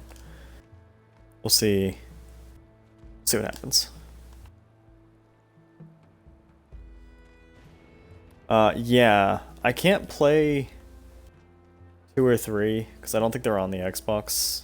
They were like only on the old PlayStation. So those I unfortunately can't do. I can't do 2 or 3. I could do the remakes. I feel I'm supposed to grab onto that thing, right? Oh, I probably need to use this box over there. So yeah, 2 and 3, I could do the remakes, but I can't do the originals. 1, I'll be doing. 0, 0's rough. 0's also like 1, where it's an older game. It kind of shows its age, but I could also do it. I'll need to buy that one. Yeah, I don't own 0. I don't remember where or how I played 0. I did play it for a little bit.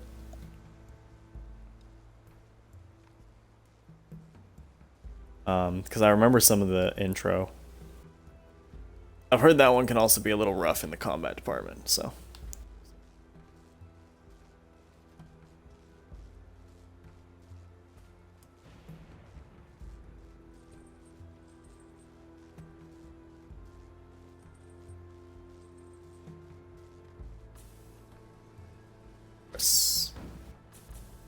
Press.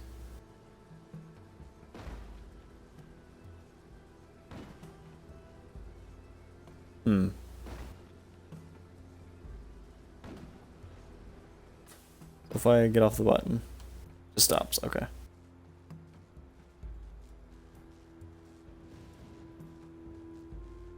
I do need this box over there. Can I reach that from down here?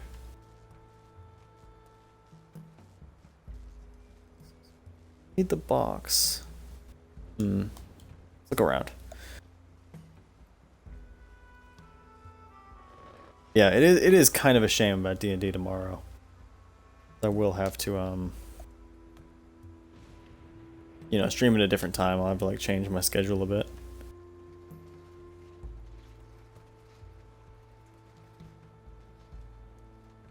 Oh, okay.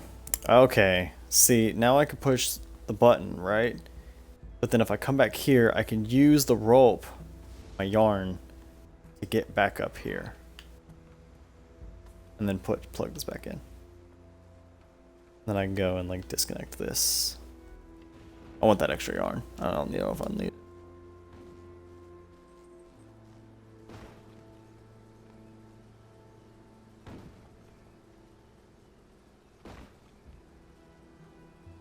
Whee!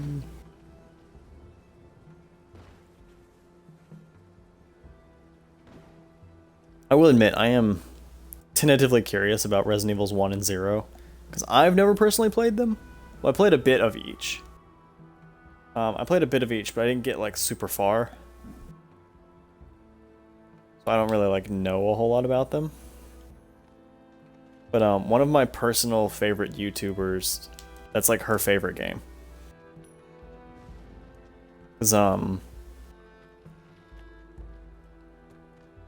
watch a lot of their content because it's on games that I don't really enjoy. So they'll kind of like talk about games and I'm like, oh, that's cool. Like I didn't really know that. It's not really my, you know, my kind of game. So I don't really learn about that kind of stuff all that often. It's like, oh yeah, in Devil May Cry this happens, and I'm like, oh shit. I wouldn't even be able to tell you. I don't play Devil May Cry. I have played Devil May Cry 5 and that is it. Actually no, I played 4. That's a lie. I own 4. I just never beat it. Yo, who's banging outside? Dude, I'm shocked. I'm absolutely shocked that I went to stream today and my neighbor's not playing his, like, TV super loud in the other apartment. Like, this has probably been the first night in, like, a week. He has not been super loud. If he wasn't such an, like, a chill dude, I would probably be way more pissed at him for it. But he is pretty cool. He's been pretty nice to me, so.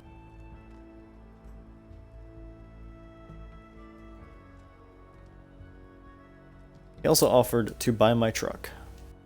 He was like, hey, my daughter's looking for a nice truck. Here's a small, do you want it? I'm like, yes, I want it. Leave me alone. I like my truck. Contrary to popular belief, I enjoy the truck. Oh, it's a movable trampoline, isn't it? Yeah, boy.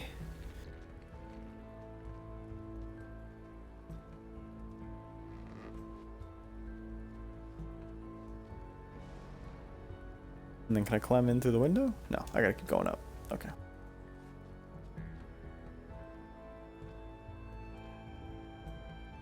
But I do want to say, Yarny, Unraveled specifically, the game. I do wish they leaned. This is gonna sound like super weird.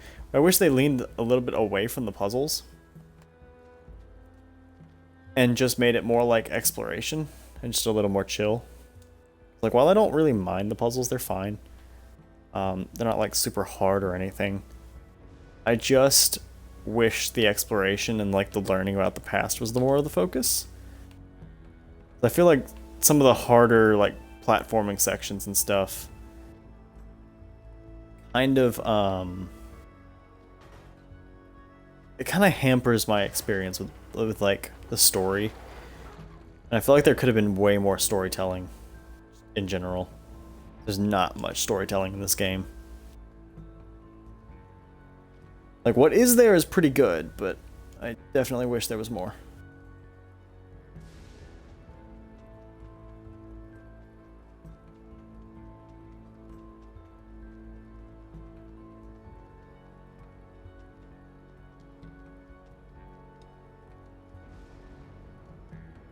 Also, I was kind of hoping to play a game today that I could beat in one day. That's not this. There's a couple of indie games that I wanted to play, but I'm thinking,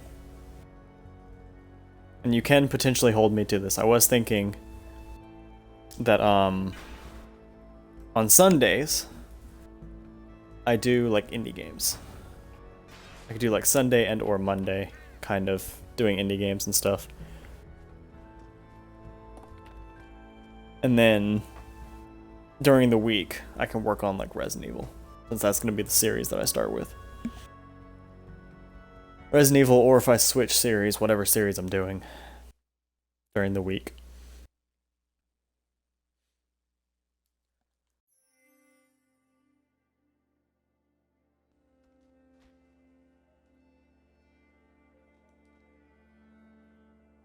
But yeah, that's kind of my idea.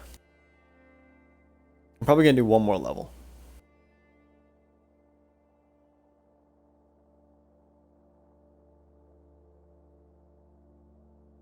Right, Tracer? She's absolutely passed out on my leg right now. She's out of it. Are you being a good baby? The baby. Are you not being an absolute, complete, and total butthole for once?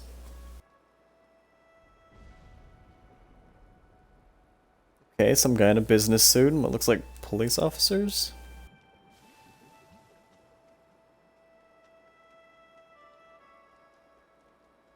Also, the game is very definitively not American, and I can't read whatever language that is. I think it's Swedish, but I don't really know. We don't use those high visibility vests for our cops here. That's how I specifically know, just from like that visual and why I brought it up. These cops here wear only black, and the blood of their enemies.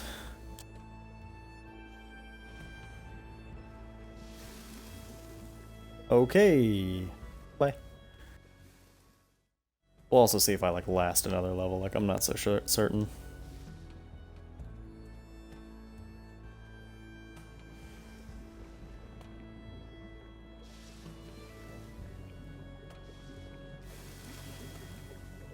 Wow, that is, yeah, I'm not doing that. I think that's a secret item.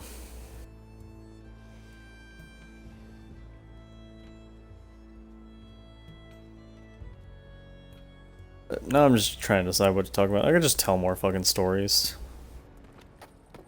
Oh shit. Oh fuck. You know what game I really need to get and stream?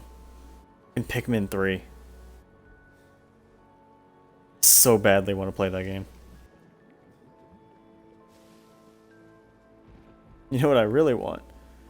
I want to get famous enough on Twitch that I can buy games and then write them as a tax write-off. Fuck yeah. That's the ultimate goal, isn't it? Tax write-offs.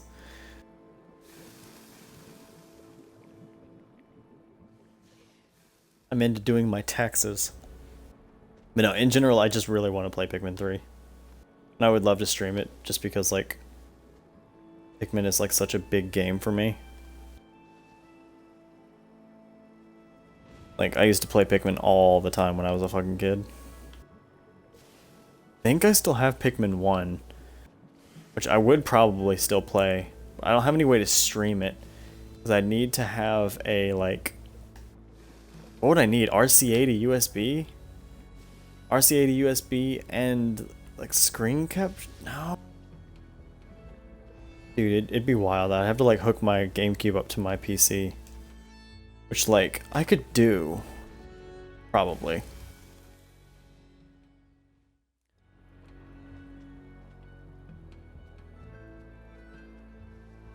But I don't really know how. Also, it'd be expensive, and I don't have enough money for, like, anything right now, okay?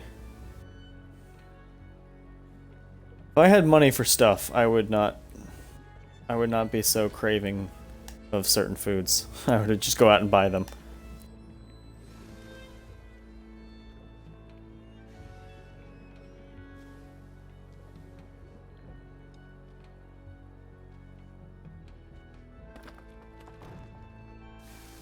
Okay, what am I supposed to do there?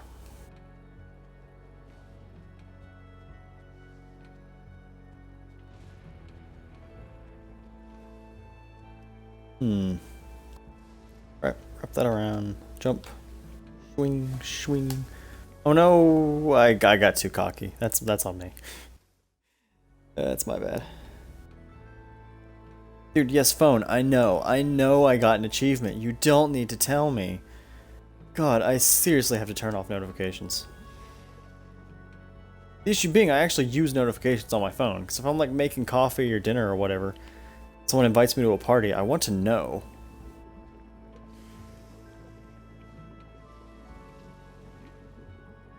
Ooh, I didn't think I was gonna make that.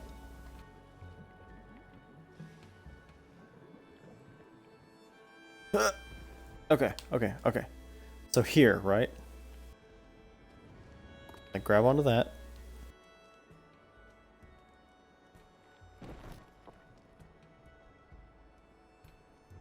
Oh, I thought that killed me for a second. I was like, what? Ow. Oh no, it got me a secret. Fuck yeah. Like I'm gonna 100% this game though. Sorry, Unravel developer. You're a cool dude. And I really loved your EA announcement because you were so chill in it. You were so honest and earnest. You definitely love your game. And I love that you love your game. But no, I'm not 100%ing your game. Sorry.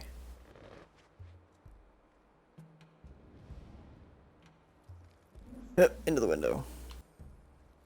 Oh, nasty. Here's Boogs.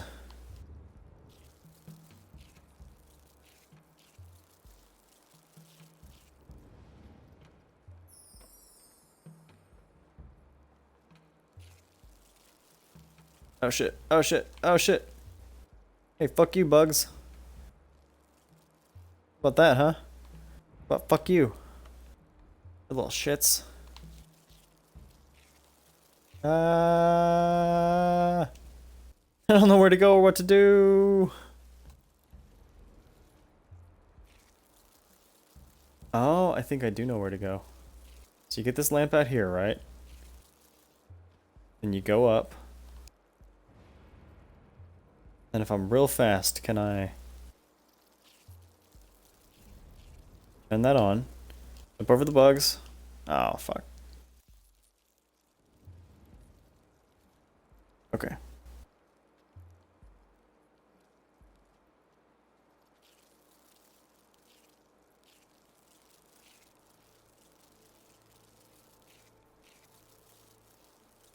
Yeah.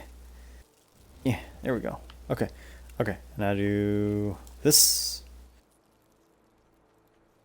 Yeah. Woo! Puzzles.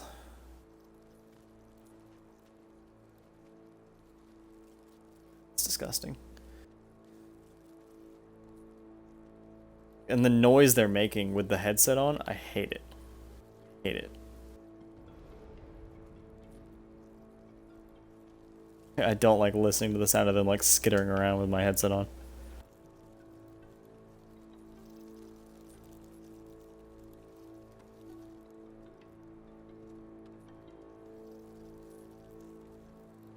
Okay, now that I think I have like a path through here, yeah. And then right as the bugs come out, you jump up. Gotcha. Hell yeah. Pacha! Lights are on, bitch. Sucks to suck, bugs.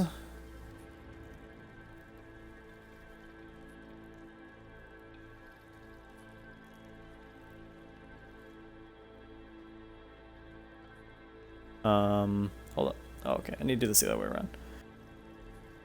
Here, untangle that. Tie that. Up here. Like pull this. Draw it in, the pull. Look at here. Oh, that moves. Nope, nope, nope, nope, nope. Stay there. Whee!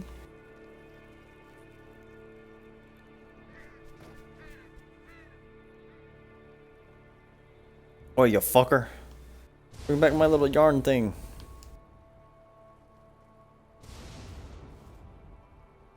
Okay, so I gotta do this quick. Wait for it. Now. Wow. Okay, you gotta do this real quick. Holy shit. I'm not supposed to do this any faster. It's like zap. Hold on, I'm gonna wait one more time.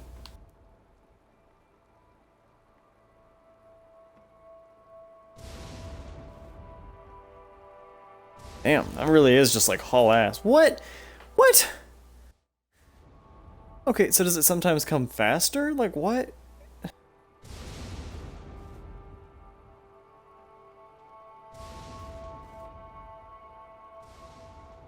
Then if I run, I make it. Let's see, let's see. Strike. Strike. Strike.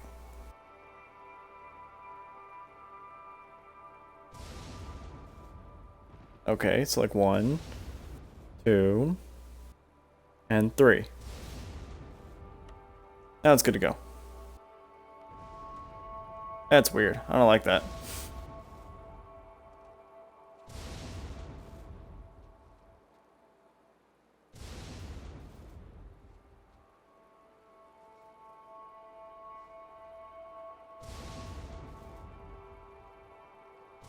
Oh, shit. No, no! Seriously. Seriously. Yeah, this part kind of confuses me, right? Because it's like 1, 2, and then I run. But then here, it's 1, and then 2, and then 3. And now I run.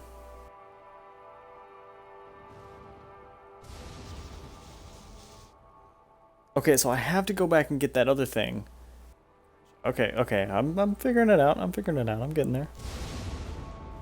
Strike. Strike. Run. Then we wait. And we wait. And we wait. Okay.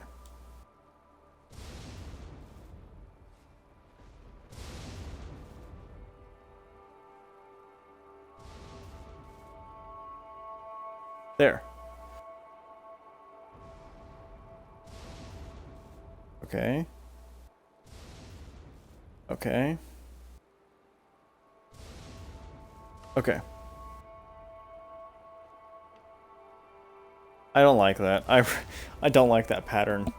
It's so weird and spread out. And the first strike, what I was gonna say, and then I kind of lost my train of thought, is that on the first run it's 1, 2, run. And then on the second it's 1, 2, 3, run. So the game teaches you 1, 2, run. On accident, I think.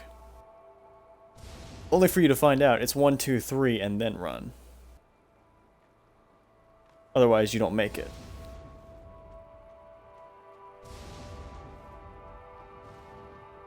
And that's unintentionally confusing.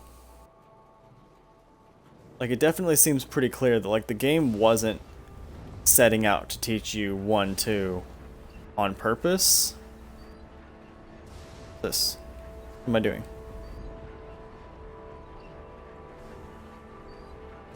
It seems like a weird place to put a light. Like, this is such a fucking electrical hazard.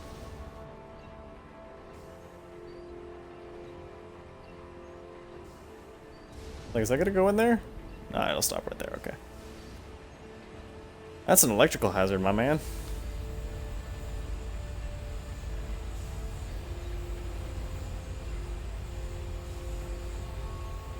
Wow. Game really fucking cranks it up to 11, doesn't it?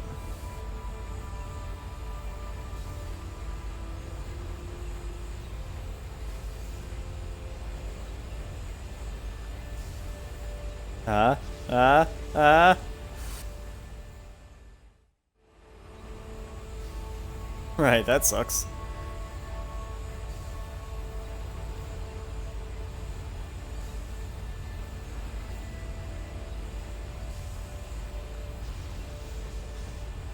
Okay. Here's your dude. Your fur's like tickling my side, and I kind of hate it. Wow, okay, that was a fail. Squeeze, squeeze, Tracer, squeeze, squeeze.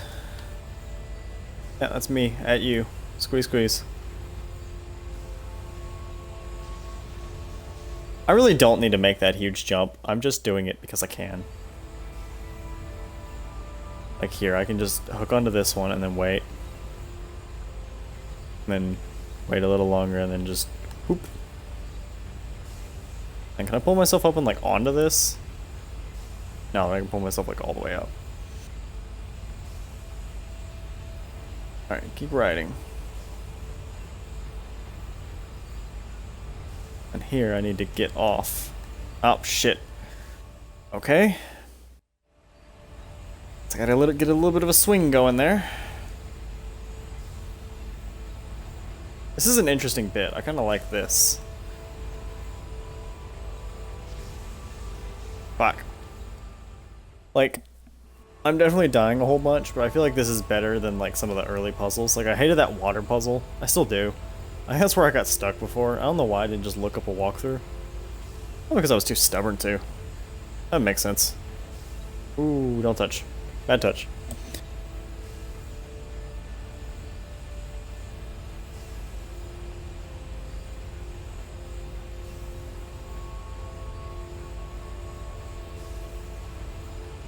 And then here. What do I need to do here? Is it just hang on? Hold on.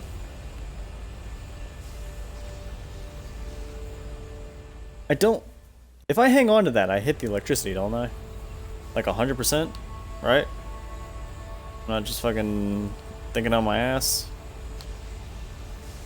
Oh, whoa, okay.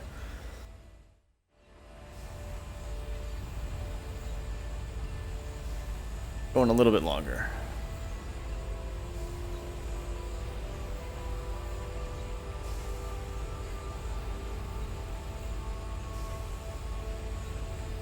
Okay, so if I just hang on to this, like... I just, like, really just get up in there? Because, yeah, I'm definitely gonna get zapped by that if I touch it, don't I? And I'm gonna touch it. Oh, no? But I'll touch it on the downside, won't I? Yep.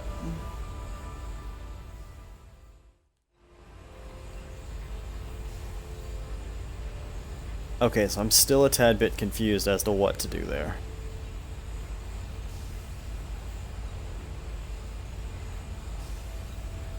Okay, pull myself up to avoid that.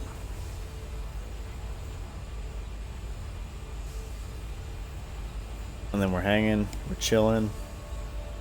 Hanging out, we're still chilling, we're still hanging out, we're still chilling.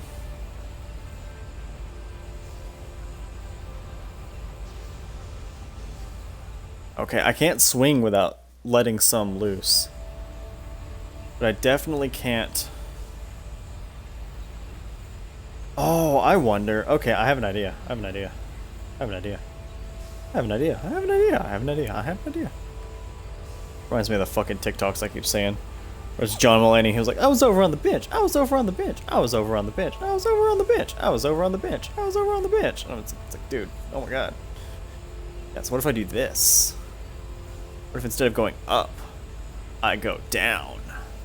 Ha ha ha! I am a smart boy. I figured out the puzzle. Oh no. Okay, that works. That's fine. Let me write it some more. Whee! This whole like riding through the machinery bit's actually just kind of fun. Like I like that sense of danger that it gives out. Oh shit. Oh. Okay. Do you have fleas? Are you a fucking flea bag? I feel like there's stuff crawling on my skin and I can't tell if it's fleas or if it's just in my head. If it fleas, I'm gonna be so upsetty spaghetti. You won't even fucking believe how upsetty spaghetti I'm gonna be.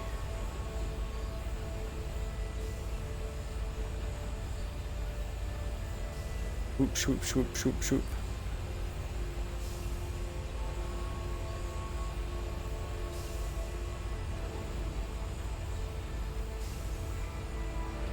Oh, wow. Oh, wow. Oh, hey. Hi.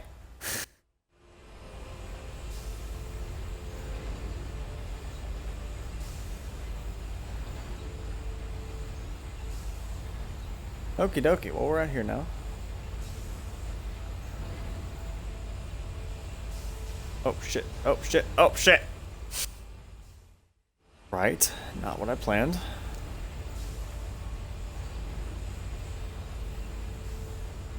Whee! Over here. What's this? Seems like something right here, right? The way this thing kind of goes up. Oh, that needs to go like all the way out, so it pushes that up. I push this. What does this do?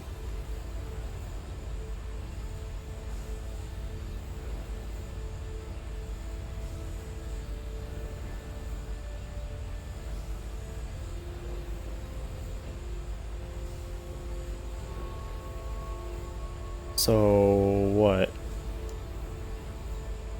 Or wait, do I pull this instead? Can I pull it? No, it won't let me. Push it? Push it.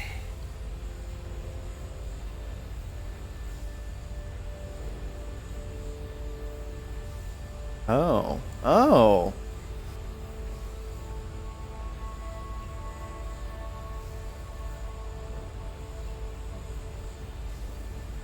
Huh. So little sticks come out of the top if I push them all the way apart.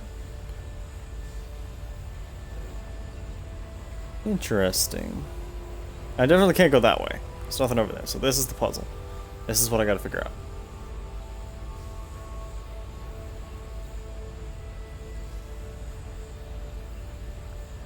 Seems like, right?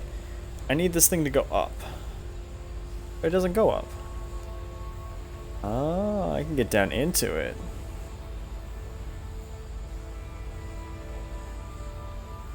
Okay, this doesn't seem to help me. I'm just out here now. Oh, I can hook it though.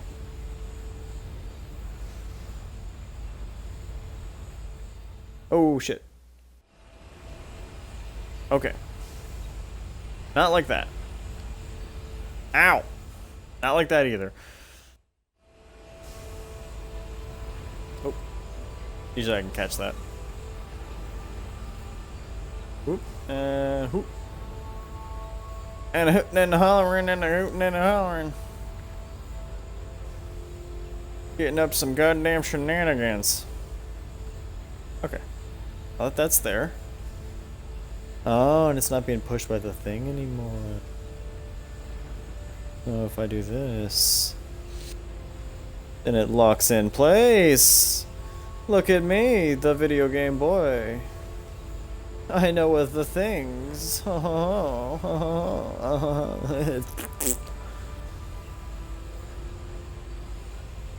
Whee! Alright, this part, probably my favorite so far. Like, the other bits feel a little more, like, meaningful and heartfelt, but this is actually just fun. Like, no offense to the other parts, they were fine, but they were not nearly this fucking, like, dumb fun. Yeah, leave my shit alone. Fucker. Oop, what is this? Ooh, someone's getting fucking physical. Hell yeah. What I'm talking about. I just keep pulling this.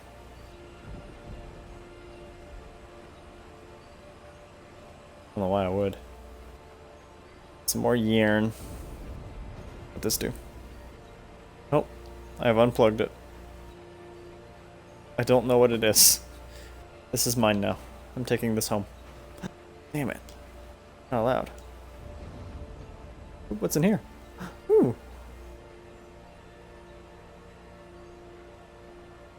Oh, okay, okay, okay. So I tie that here, right? Climb on this, and then whoocha!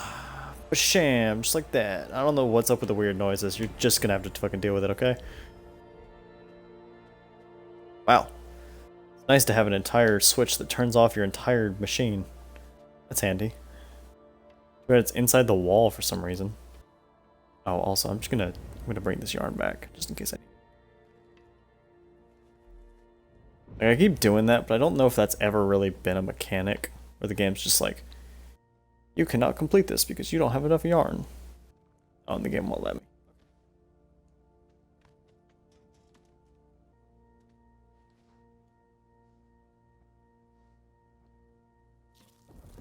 Ow. Oh, oh shit, oh shit, oh shit, there's bugs. There's boogs! God damn it. Fucking bugs. Fuck you, boogs. You guys suck. Suck almost as much as in real life.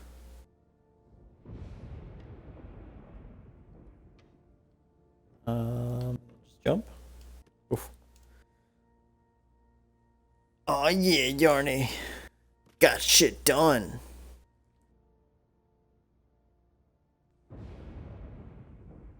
Yeah, we did it. What's the thing Dora says? We did it? I don't. No, I didn't pay attention. Ah, achievement's loud. God damn it. Why, Xbox? Why? Why must you do me like this?